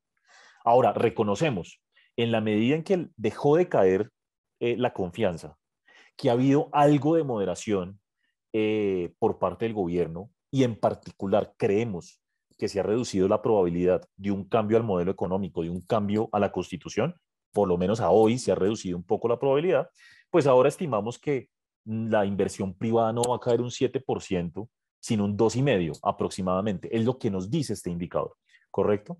Entonces, bajo este supuesto, más considerando el buen comportamiento de la economía en los últimos meses, hemos elevado la proyección de crecimiento a 2,5%. Podría ser más. Yo a veces tiendo a leer esto como un piso para la economía peruana, porque aquí también entra en juego los nuevos proyectos mineros, 4 proyectos mineros que ya ve Cominajusta, ampliación de Toromocho, bueno, 3, que aportan cerca de 0,7 al PIB el próximo año. Entonces, eso es como un piso, ¿no? El 2,5 puede ser un piso y ya si crece más o no Perú, pues dependerá de que se resuelvan muchas de las dudas digámoslo, inquietudes que hay todavía hoy en el frente político. El mercado laboral anda recuperándose a un ritmo importante. Ya estamos cerca de los niveles de empleo prepandemia, pero aquí hay que decir que el ingreso promedio de los trabajadores está un 10% por debajo de los niveles de prepandemia. Y se ha elevado muchísimo lo que llamamos subempleo. ¿Qué es subempleo? Gente que trabaja menos horas de lo que quisiera o que trabaja en una posición que no le gusta o que trabaja pero no gana lo que quiere. Es un deterioro importante en la calidad del empleo en Perú. Eso no es buena noticia porque pues Perú de por sí ya es una de las economías más informales de Latinoamérica, si no la más. Y en ese orden de ideas, deteriorar el mercado laboral, un deterioro adicional no ayuda. Y esto puede hacer frenar el consumo. Entonces, nuestra proyección de 2,5 para el próximo año de crecimiento también involucra la posibilidad de un freno en el consumo, porque el mercado laboral se sigue recuperando, pero ya no al mismo ritmo, ya estamos alcanzando niveles de prepandemia en empleo, y sí ha habido un deterioro muy grande, sobre todo en los salarios de los empleados. Entonces, esto es un tema en el que la política pública debería enfocarse. Ojalá se destrabe el tema político de alguna manera para ver si nos enfocamos en lo realmente importante, ¿no? Bueno, la inflación bordeando 6% en Perú, esperamos 6,2 para el cierre de año, para el próximo año 3%, pero eso es un punto todavía por arriba de la meta del Banco Central. Hemos visto en muchos países y particularmente en Perú una brecha muy grande entre los precios al productor y los precios al consumidor. Esta es la brecha, es una brecha histórica que lo que implica es que hay una alta probabilidad de que eventualmente los productores traspasen los mayores costos de producción a los precios, y eso es un riesgo, ¿no? La historia muestra que cuando la inflación se sale del rango meta en Perú, queda mucho tiempo por fuera, 21 meses, 16 meses, ¿no?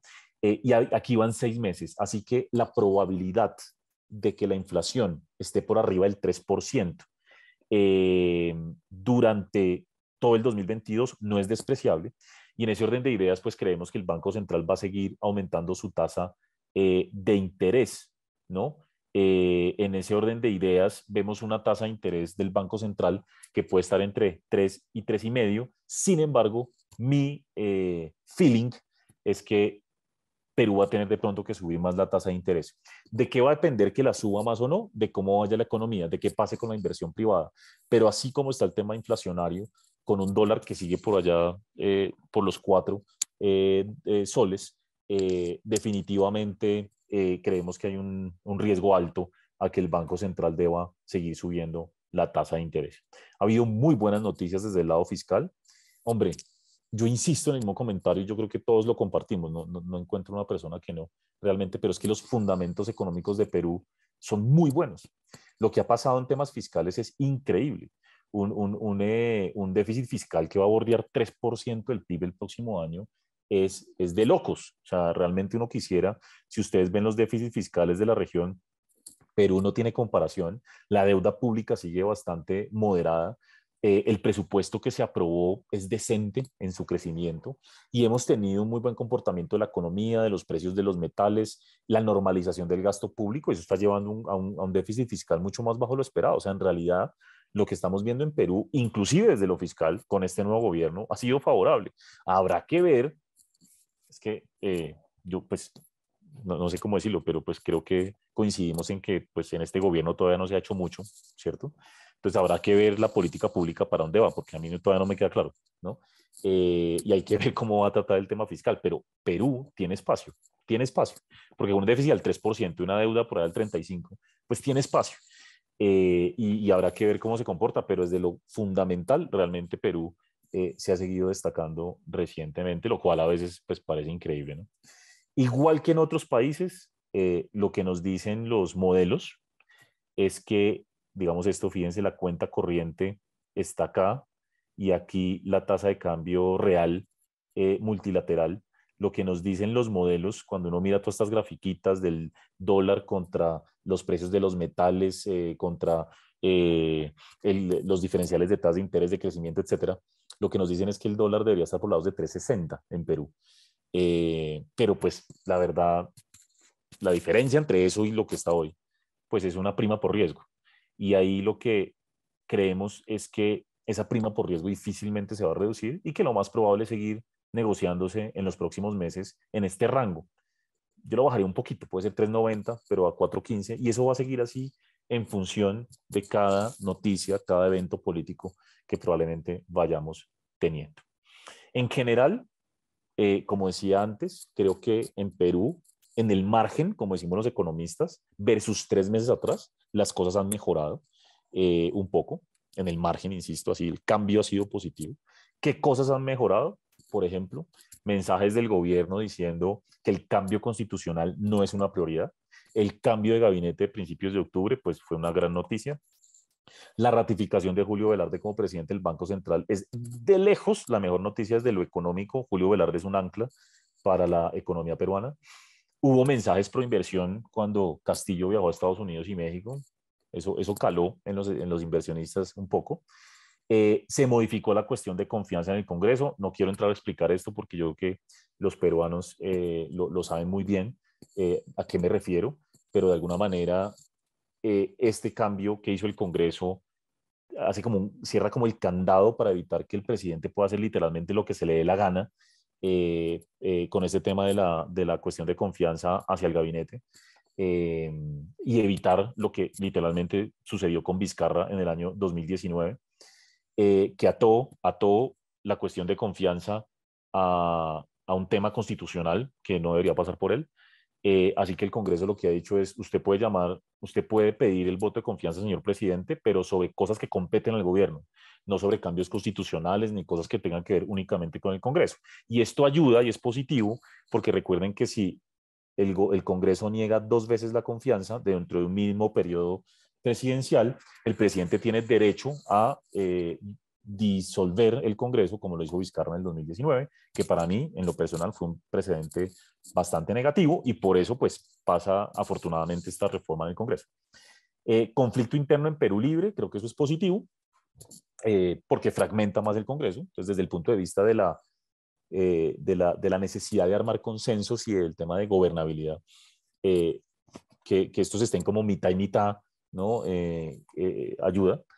Eh, Parece ser, ¿no? Que le van a negar el pedido de facultades legislativas en temas muy relevantes tributarios al gobierno, particularmente en lo que se refiere a impuestos de renta.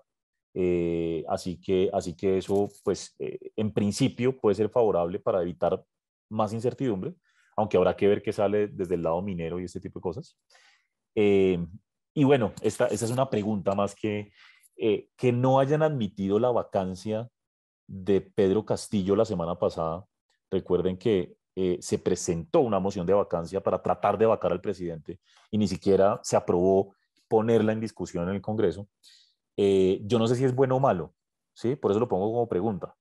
Y ya les voy a decir por qué, un poco la reflexión. Eh, en todo caso, el mercado no va a estar tranquilo hasta que eliminemos, quitemos de la mesa los factores de mayor incertidumbre. Como digo yo, que haya personas del gobierno que digan que el cambio constitucional no es una prioridad es muy distinto a que ellos hayan dicho que se va a quitar de la mesa y que ya no es una posibilidad. Es muy diferente.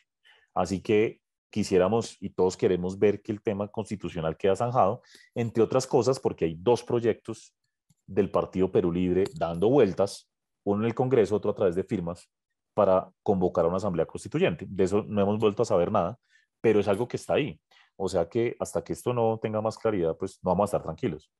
El anuncio de cierre de minas, lo que pasó hace cerca de un mes de la primer ministro, no, es que hemos acordado con la comunidad que hay 4 minas que cierran y ya después otra vez recule el gobierno y no, que esto se va a hacer de otra manera, que la inversión privada, que la protegemos, que aquí, ¿no? Esos mensajes mixtos, pues hombre, eso no ayuda a nadie. Eh, la renegociación del contrato de gas de camisea, en nuestra opinión, es clave para saber exactamente cuál va a ser la política de gobierno alrededor de los contratos privados, ¿no? Y de sectores importantes como este. O sea que hay que estar pendiente de eso. No, no ha pasado en mucho. Y bueno, por ahí cuando siguen hablando de control de monopolios y se llevan la contraria. En fin, en el margen ha habido algo de mejora y creo que eso se ha reflejado, por ejemplo, en el dólar, en las acciones, en la renta fija en Perú, ¿no? ¿Qué es lo que creo que ha pasado en el mercado? Han quitado el peor escenario posible. Eso es lo que creo que han hecho los mercados hoy. Eh, las caídas tras la victoria de Castillo, las caídas en los activos, básicamente se reversaron, pero nos quedamos ahí en los niveles previos. O sea, la incertidumbre está, pero se ha quitado el peor escenario posible.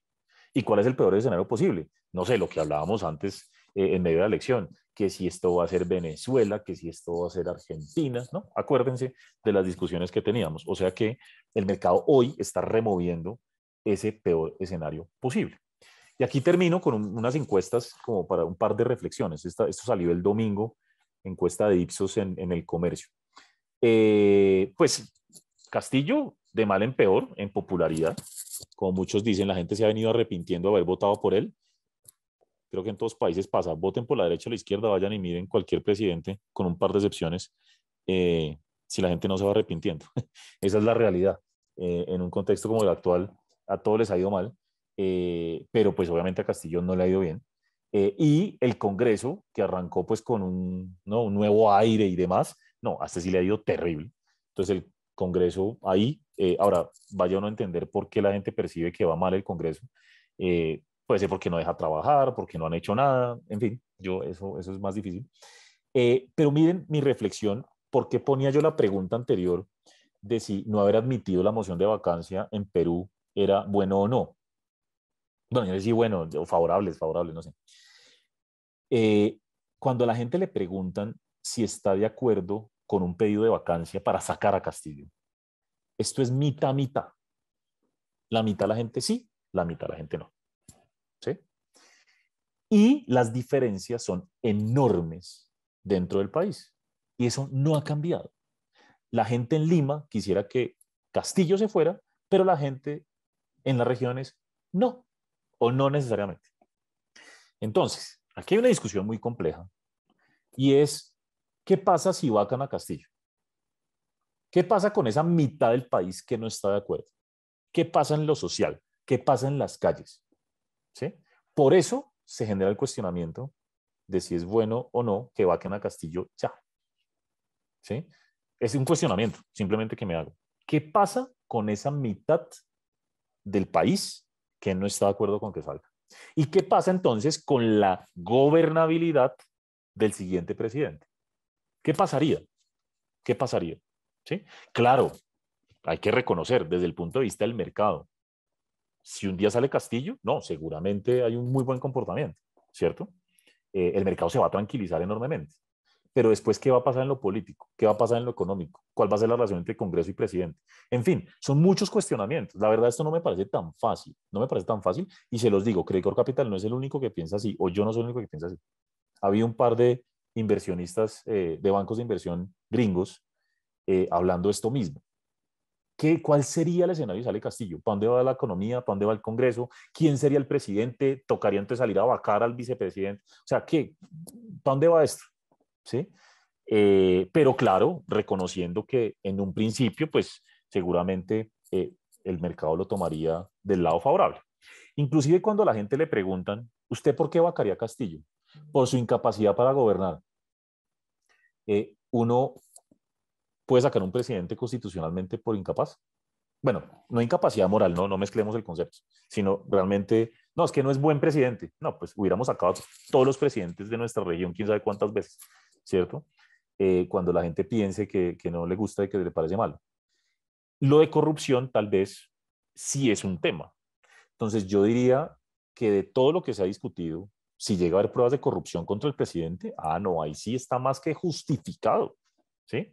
Pero por ahora, no es que no me gusta, saquémoslo. Pucha, yo no sé si eso pueda generar incluso es un conflicto grande a nivel de sociedad, ¿sí? Reflexión, no, insisto, no se vayan a decir, no, es que a Belandia le gusta Castillo. No, es una reflexión de lo que pasaría hacia adelante, insistiendo que obviamente lo importante es que se baje la incertidumbre sobre el tema que nos compete, sobre los contratos, sobre la constituyente, sobre la inversión. Eso es lo importante. Eso es lo importante, sea Castillo o no sea Castillo, pero que haya reglas de juego claras y ojalá pro mercado. Eso es lo importante, ¿cierto? La pregunta es si es con Castillo o no es con Castillo, es ¿para dónde vamos? ¿Para dónde vamos? Y si ustedes ven, y lo digo también con toda la confianza, el sol peruano, las tasas en Perú y la bolsa en Perú, pues el mercado está diciendo hoy es que no vamos para ningún lado. Estamos ahí, ahí. Ahora, ese era nuestro escenario base. Yo no sé si ustedes se acuerden cuando a mí me preguntaban que si, pues cuando discutíamos esos temas tan complejos de si Perú va a ser Venezuela y va a ser Argentina y hablamos hasta que las fuerzas militares se van a meter, ¿se acuerdan de todos esos escenarios? Lo que uno intuía en lo personal, yo siempre digo que en lo político, regáñenme a mí, a Daniel, no, que digo capital, no, yo hablo aquí por mí, no por mis jefes ni líderes, porque todos podemos pensar diferente en esto. Pero yo lo que decía es, lo que parece más probable es que Perú se va a estancar, va a quedar ahí quieto, porque el Congreso no va a dejar de hacer nada al presidente, el presidente va a estar ahí atado de manos, va a tratar de hacer cosas, pero no lo dejan, va a tener a Cerrón detrás, pero el tipo está investigado, o sea, esto va a ser como más ahí, como estancamiento, ¿no? Entonces, más bien uno debería pensar es cuál es el mejor escenario para que esto como que fluya, ¿no? Bueno, ¿y por qué no debería sacar vacar a Castillo el Congreso? La gente que dice que no está de acuerdo, pues, el 44 dice porque generaría más incertidumbre y una mayor crisis. Entonces, por eso digo, pucha, Perú está 50-50. 50-50. Y sigo pensándolo así y esto lo demuestra. Ahora, considera que el Perú está progresando o retrocediendo. El peor retroceso desde el año 91. Y cuando los hogares se les pregunta qué va a pasar en los próximos 12 meses con su economía, pues es el peor nivel desde que hay indicador. Así que, pues todo esto, en mi opinión, es súper consistente con la posibilidad de que Perú sigue creciendo, de que la economía sigue creciendo en el 2022, 2,5, puede ser un poco más, pero que está perdiendo una gran oportunidad. De alguna manera siempre lo he interpretado así. Estamos perdiendo es la gran oportunidad de recuperación global, commodities altos y demás, para Perú volver a crecer al 5 o 6. Está perdiendo esa oportunidad. Pero por el otro lado, hay que reconocer que el escenario más negativo, el más trágico que uno probablemente podía haber discutido hace unos meses, pues cada vez tiene menor probabilidad de ocurrencia. Y eso es muy positivo, ¿no es cierto? Entonces estamos ahí en la mitad, simplemente a la espera de que se tomen buenas decisiones y que ojalá en algún momento el gobierno que sea se dedique a gobernar, se dedique a gobernar. La otra vez me hacían una pregunta. Oiga, Daniel, es que los primeros 100 días de gobierno de un presidente son los más importantes. ¿Qué hizo Castillo los primeros 100 días de gobierno? Pues no, ahí quedamos en blanco. ¿Sí? Entonces, el problema es que ahorita nadie está tomando decisión. Simplemente es parar, defenderse, ¿no? Vamos a ver qué pasa. Pero por ahora, nuestra opinión, y terminó sucediendo, es que no están los votos para vacar a Castillo y que los congresistas se tienen que cuidar de generar esto que dice la gente que no está de acuerdo y evitar eventualmente una crisis social más grande. Así que esperemos a ver qué pasa. La buena noticia es que creemos que ha bajado la probabilidad de riesgos extremos, eh, pero por otro lado se está perdiendo una oportunidad importante para poder crecer más. Paro ahí, paro ahí, siempre hago el mismo disclaimer, por favor, no me malinterpreten nunca con el tema político, esto es muy difícil, simplemente nosotros lo que hacemos es como tomar opiniones de muchos analistas políticos, colegas, lo que discutimos, y nos vamos formando unas ideas, pero pues obviamente eh, no todas tienen por qué compartirlo. Esto en política, esto es muy difícil. Vamos como a hablar de fútbol o religión. Bueno, muchas gracias. Aquí ya recibo preguntas. Me puedo quedar con ustedes los que quieran acompañarme 20 minutos más, porque estos 20 minutos van a ser los últimos del año, entonces los voy a extrañar mucho. Espero que ustedes también a nosotros, entonces son 20 minuticos más. A ver, Eduardo, ¿cuáles crees que son los principales riesgos para la economía mexicana dentro de los próximos años, ya sea económicos o políticos? Eduardo, mil gracias. Arranco desde lo político. Yo creo que esa es como la parte más sensible en México. AMLO es una persona muy compleja de entender, pero tiene muy claro hacia dónde quiere ir. Y él quiere una economía más, digamos, controlada por el Estado. Ahí está ese tema de lo que quiere generar de un monopolio eh, energético del Estado. Él quisiera, digamos, mantener un rol del Estado grande hacia los hogares, gastar más de los hogares. Eh, y tiene ese tema de la anticorrupción, ¿no? Del discurso anticorrupción, que en general ha tenido un impacto negativo, por ejemplo, con temas en la gasolina o con el famoso aeropuerto de México F, si ustedes se acuerdan, ¿no?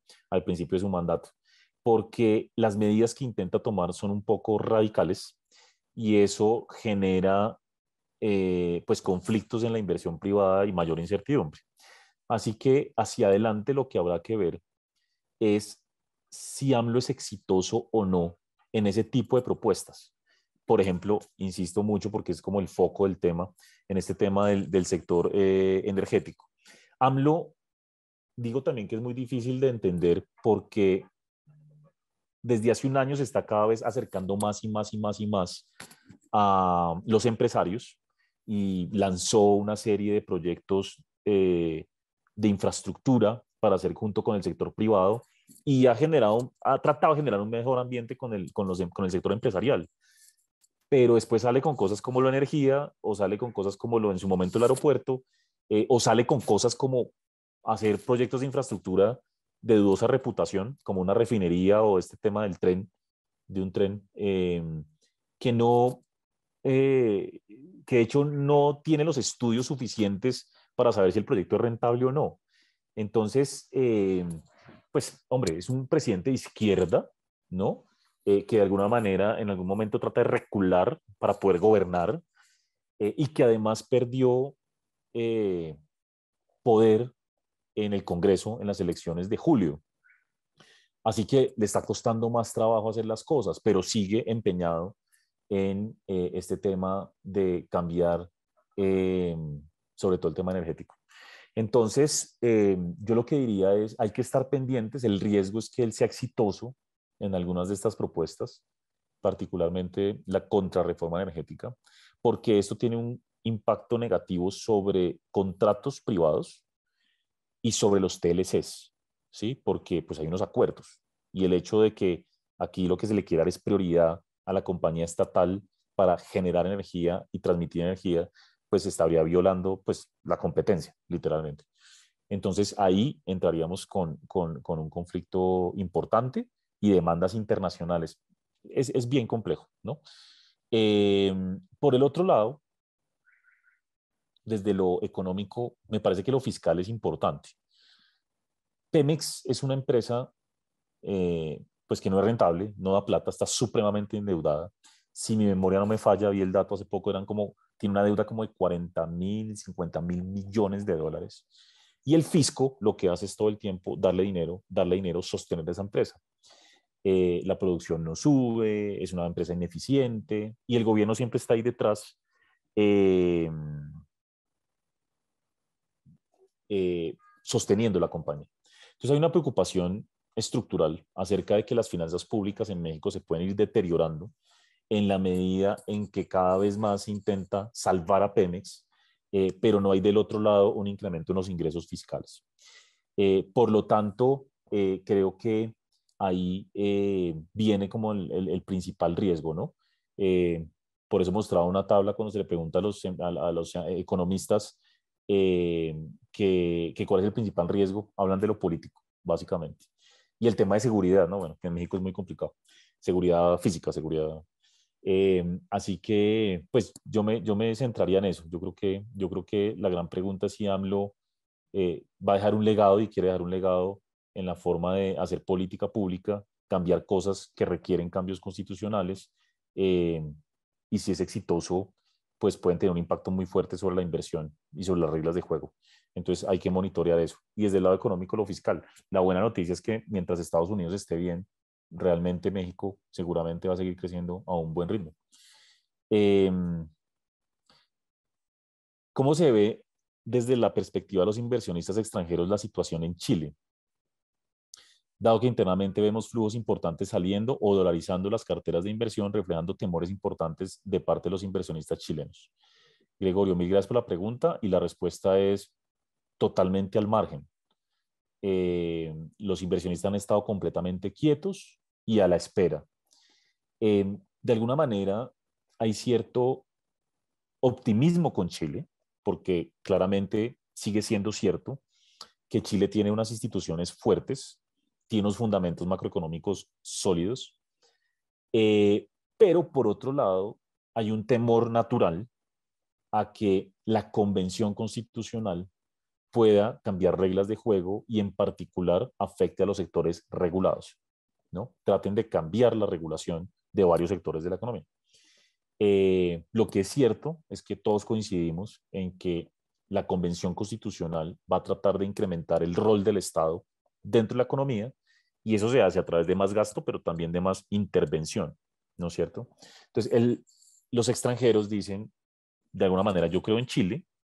Chile no va a ser, es decir, Chile puede estar convergiendo hacia niveles de otros países emergentes, ¿cierto? Pero no es que Chile pues se acabó como país, no, no, no, ni Venezuela ni Argentina, no, no, ese no es la discusión. La discusión es que Chile está convergiendo, yo no sé contra quién compararlos, ya es difícil, ¿no? Pero con Perú, un México, un Colombia, incluso en algunos aspectos. Y eso ustedes lo pueden ver reflejado, por ejemplo, en el comportamiento de la moneda, en el comportamiento del credit default swap, en el comportamiento de las tasas. Todo va convergiendo hacia el mismo nivel. Es como que Chile está volviendo a entrar al grupo de sus colegas LATAM, ¿sí? Que antes Chile estaba en otra dimensión.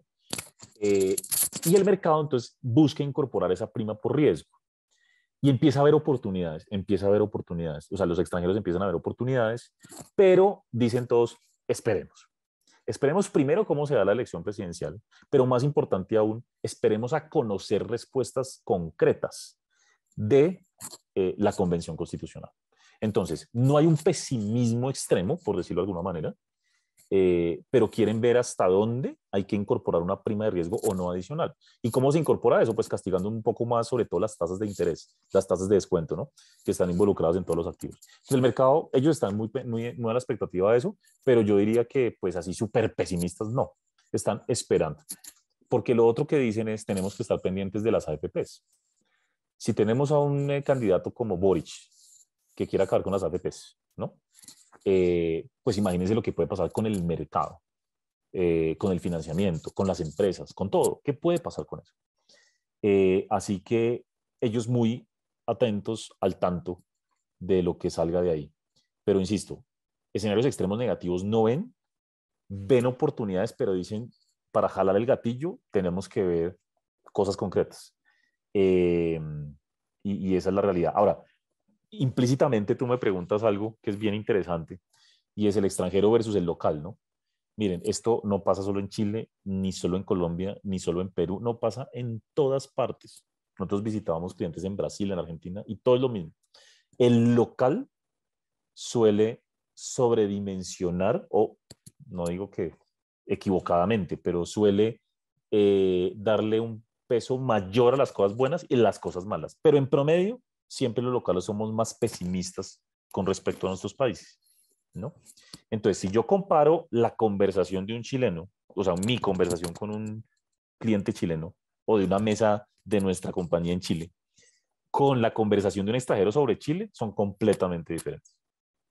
Son de un tono diferente, ¿sí? Con el extranjero más constructivo. De alguna manera como diciendo, voy a esperar para entrar. El chileno de pronto pensando, me voy a ir para no volver. ¿No es cierto? Eso no es así. El extranjero hoy claramente se ve un poco más constructivo y eso, insisto, es bastante natural y lo hemos visto mucho. En Perú pasó exactamente lo mismo. Mientras los peruanos se iban, salieron volando. Hemos visto ya 4 meses consecutivos de los extranjeros entrando a comprar acciones y comprar bonos de deuda pública en Perú desde el mes de septiembre, ¿no? Entonces, todo relativo, pero el extranjero suele ser un poco más constructivo. Bueno, hay una pregunta sobre Inmoval. Yo esa no la puedo responder porque pues no hago parte del equipo de Asset Management, así que esa pregunta no me compete, pero señor o señora Acosta, sorry porque no veo el nombre, solo el apellido. Creo que, bueno, ahí sí ya el comercial que lo atiende lo puede poner en contacto con ellos o puede darle información. Yo, bueno, de pronto sí puedo hablar del sector inmobiliario, no Inmoval, pero el sector inmobiliario, bueno, esto será Colombia o Perú, porque tenemos Inmoval en ambos lados, ¿no?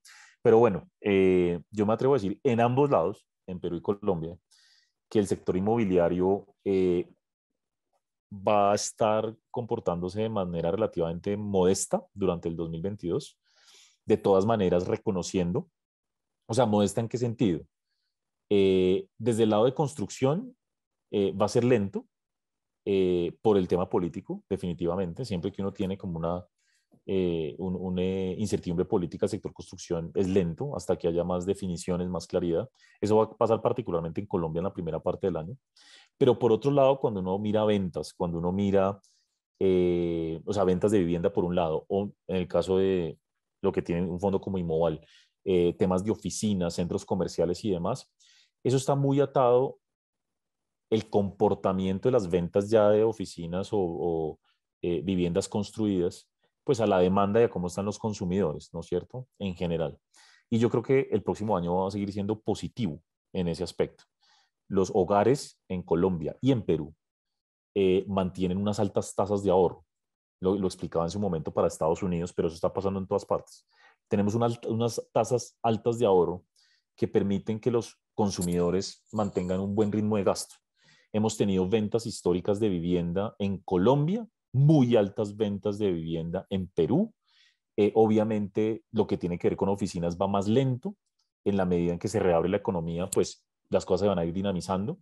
Centros comerciales, malls, poco a poco se van a ir dinamizando porque el consumo va disparado. Así que yo creo que desde el lado de ventas el 2022 va a ser relativamente saludable desde el lado de ventas.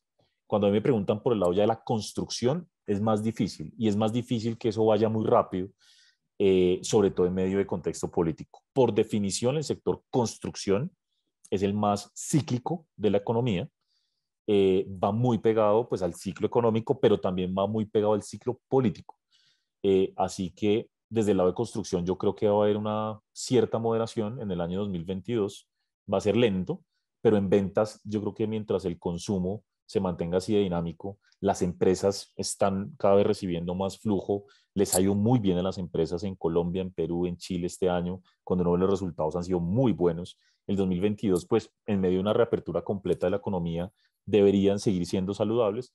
Eso va a permitir que las ventas se dinamicen, pero me atrevo a decir que mientras lo político no esté decantado, la construcción como tal va a ser relativamente lenta, con excepción de lo que tiene que ver con gobierno, porque esa es la otra realidad. El gobierno está inyectando flujos importantes, tanto en Perú como en Colombia, para la construcción, Por ejemplo, vivienda de interés social, me refiero particularmente temas que tienen que ver con salud, con educación, ¿no? Eh, Infraestructura relacionada con eso. Y ahí puede haber un dinamismo. Pero bueno, eso sale un poco de lo que, por ejemplo, tiene Inmoval. Esa sería la respuesta. Bueno, eh, llegó otra. En cuanto a los tipos de cambio, el consenso espera siempre una estabilización que nunca ocurre. ¿A qué horizonte podemos esperar que se produzca realmente? ¿En qué proporción se podría reactivar la correlación tipo de cambio materias primas en ambas direcciones? Gracias. A ver, lo de la estabilización es relativo. La verdad es que yo siempre digo algo y es como entre una anécdota y algo que alguna vez leí. Y es que los economistas, o muchos economistas, suelen poner en sus proyecciones de tipo de cambio números muy cercanos al spot, a lo que está negociando hoy cuando hay incertidumbre. Y no sé si ustedes entran y ven un reporte y va a parecer que eso es más o menos así. Entonces, si en Colombia el dólar está a 3.800 hoy, le preguntan al mercado, ven, ¿y cómo lo ves en un año? No, 3.700. O el sol peruano, ¿cómo está? 405. ¿Cómo lo ves en un año? 410, ¿no? Como si no se moviera. Y pues nada más volátil que el tipo de cambio. Entonces, tiendo a compartir el tema. Así que una de las discusiones académicas es que muchas veces dentro del consenso, las proyecciones, lo que se ve es tanta incertidumbre que los modelos no son tan creíbles, y terminan muchos pronósticos siendo un número simplemente cercano a lo que está hoy, el spot, ante esa incertidumbre. Entonces, un paso para atrás. ¿Por qué termina pasando eso? Porque los modelos de tipo de cambio van atados, como bien dices, a precios de commodities. Eso es relevante, súper relevante. Van atados a el dólar global. Hay que ver el dólar para donde mueve en el mundo, el DXY, el índice DXY. El diferencial de tasas de interés, los diferenciales de crecimiento y la percepción de riesgo. Digamos que esos son como las variables clave. Bueno, y me faltó una de las más importantes, la balanza comercial, ¿no? Esas son las variables claves dentro del tipo de cambio. Entonces, ¿qué pasa? Pasa que eh, uno quisiera que eso se comportara uno a uno, pero todas estas variables que acabo de mencionar se mueven permanentemente, ¿no? Entonces, hay un muy buen ejemplo que mencionas, puede ser, de hecho, aplica para todos. La correlación tipo de cambio petróleo en Colombia, peso colombiano petróleo, peso chileno cobre o sol peruano cobre, se perdió, se perdió. ¿Por qué? Porque hay otras variables que están incidiendo más. Esas variables, en este caso podría decir yo, es el Credit Default Swap o el ENVI, en general la percepción de riesgo. La percepción de riesgo es algo que no se puede medir fácil y que cambia de un momento para otro. Entonces, ¿cuándo se puede volver a reactivar la correlación? Cuando no tengamos primas por riesgo. ¿Y por qué tenemos primas por riesgo? Por la política, ¿sí? Entonces, básicamente hoy estamos desconectados de los commodities por la situación política de los tres países. Me atrevo a decir eso, ¿sí? Porque la balanza comercial nos dice que el sol peruano debería estar más revaluado, lo mismo en Chile, en Colombia de pronto no a 4.000, sino a 3.800. Eso es lo que dicen los modelos. Ahora, nos hemos equivocado sistemáticamente desde el año pasado, pensando que después de que el dólar en el mundo subió fuerte, se iba a devolver básicamente todo lo que había subido. Y eso fue así, parcialmente cierto, hasta diciembre, enero del año pasado, donde llegamos a niveles de cambio, de tipo de cambio bajos, ya muy similares a lo que eran niveles prepandemia, pero de un momento a otro esto empezó a devolverse. Eh, Uno de los errores de política, de pronóstico que cometimos en general, bueno, dos. Uno tenía que ver con los flujos hacia mercados emergentes. Resulta que en el pasado, después de una crisis como la que vivimos, en general, llegaban muchos flujos hacia mercados emergentes en la medida en que se iba recuperando la economía mundial. Esta vez no fue así. Llegaron, pero poco. ¿En qué nos equivocamos ahí? Nos equivocamos en que el mercado le dio más peso, probablemente, a la situación frágil en la que íbamos a quedar los emergentes después de la pandemia. Como esta crisis es diferente, nos terminó pasando que la deuda pública se disparó, como les mostré al principio de la presentación, eh, los déficits fiscales también, y empezó a haber fue cuestionamientos de qué va a pasar con el mundo emergente después, ¿no? En 2, 3 años, nosotros cómo vamos a quedar parados y cómo vamos a poder defendernos en el siguiente ciclo económico a la baja. Entonces, el mercado le ha dado una, ha tenido una mayor percepción de riesgo sobre el mundo emergente en general, algo que no vimos. Y segundo, terrible pues el pronóstico, pero ahí sí digo, mal de muchos, consuelo de tontos, ¿cierto? Pero todo el mundo equivocó con el tema de la inflación. En la medida en que la inflación empezó a subir, recuerden, esto fue marzo, abril, mayo, empezó la incertidumbre, la incertidumbre, la incertidumbre, hasta el punto en que dijeron, oiga, la Reserva Federal, un banco central en Estados Unidos, que en una crisis de esta probablemente va a dejar la tasa de interés quieta 3 años o 4, ahora la va a subir en el 2022. Eso no es algo que se veía venir, ¿sí? Entonces, una de las variables más importantes, que es la tasa de interés en Estados Unidos, se nos movió brutalmente en cuanto a expectativas en los últimos 4 o 5 meses. Entonces, decir que cuando vamos a tener la correlación nuevamente con commodities, creo que cuando se disminuya el riesgo político, en buena parte. Y segundo, ¿cuándo vamos a tener un dólar estable? Tal vez nunca, ¿sí? Tal vez nunca. Porque cada cosa, cada crisis, cada ciclo viene con algo diferente. Y lamentablemente lo único que podemos hacer es ir aprendiendo con eso, ¿cierto? Hacia adelante uno que debería esperar algo más de estabilidad, algo de apreciación de nuestras monedas. ¿Por qué? Porque los commodities están altos, porque la balanza comercial está positiva para la mayor parte de países y porque tenemos una prisma de riesgo muy alta. Entonces, si lo político se va desvaneciendo, se va mejorando, va a caer esa prima por riesgo y el dólar va a converger hacia niveles un poquito más consistentes con esos precios de commodities, por ejemplo, más altos. Pero mientras lo político esté ahí dando vueltas, vueltas y que no sabemos si en Chile la constitución qué va a decir y que Perú qué va a pasar con Castillo y en Colombia si va a ganar Gustavo Petro, no, ahí el petróleo y el cobre pasan a tercer plano, ¿sí? Entonces son muchas variables, muchas cosas y lo que me atrevo a decir es que cambiamos de nivel estructuralmente en el dólar a nivel mundial, eso es una realidad, por lo menos hasta hoy. O sea, pensar en niveles de tipo de cambio prepandemia, volver allá, difícil, ¿no? Tiene que pasar muchas cosas, ojalá pasaran. Y lo otro es que tener volatilidad, eso es lo normal en nuestros países, es natural, sobre todo con variables que impactan el tipo de cambio y que son imposibles de predecir, ¿no? Incluso los precios de los commodities, pero sobre todo el tema político y la percepción de riesgo sobre nuestra región. Así que, bueno, espero no haber enredado más la respuesta, eh, pero digamos que el tipo de cambio siempre va a ser muy volátil y cuando uno habla de rangos grandes de negociación en un año completo, creo que es lo más sensato que uno puede hacer. A uno se le burlan, le bromean, ¿no? Porque uno dice, no, yo creo que el peso colombiano el próximo año va a estar entre 3.500, 4.000, o el peso chileno va a estar entre 750, 800, y la gente dice, no, pero así cualquiera, no, así cualquiera no. De hecho, se sale de los rangos, es lo peor de todo, se sale de los rangos. Realmente es muy volátil y bueno, esa es la condición de un mercado emergente. Los invito a ver la lira turca o el real brasilero últimamente, no sé si han hecho el trabajo y la tarea. Esos países sí que están enredados. Eh, bueno, Leopold, mil gracias por el comentario ahí final.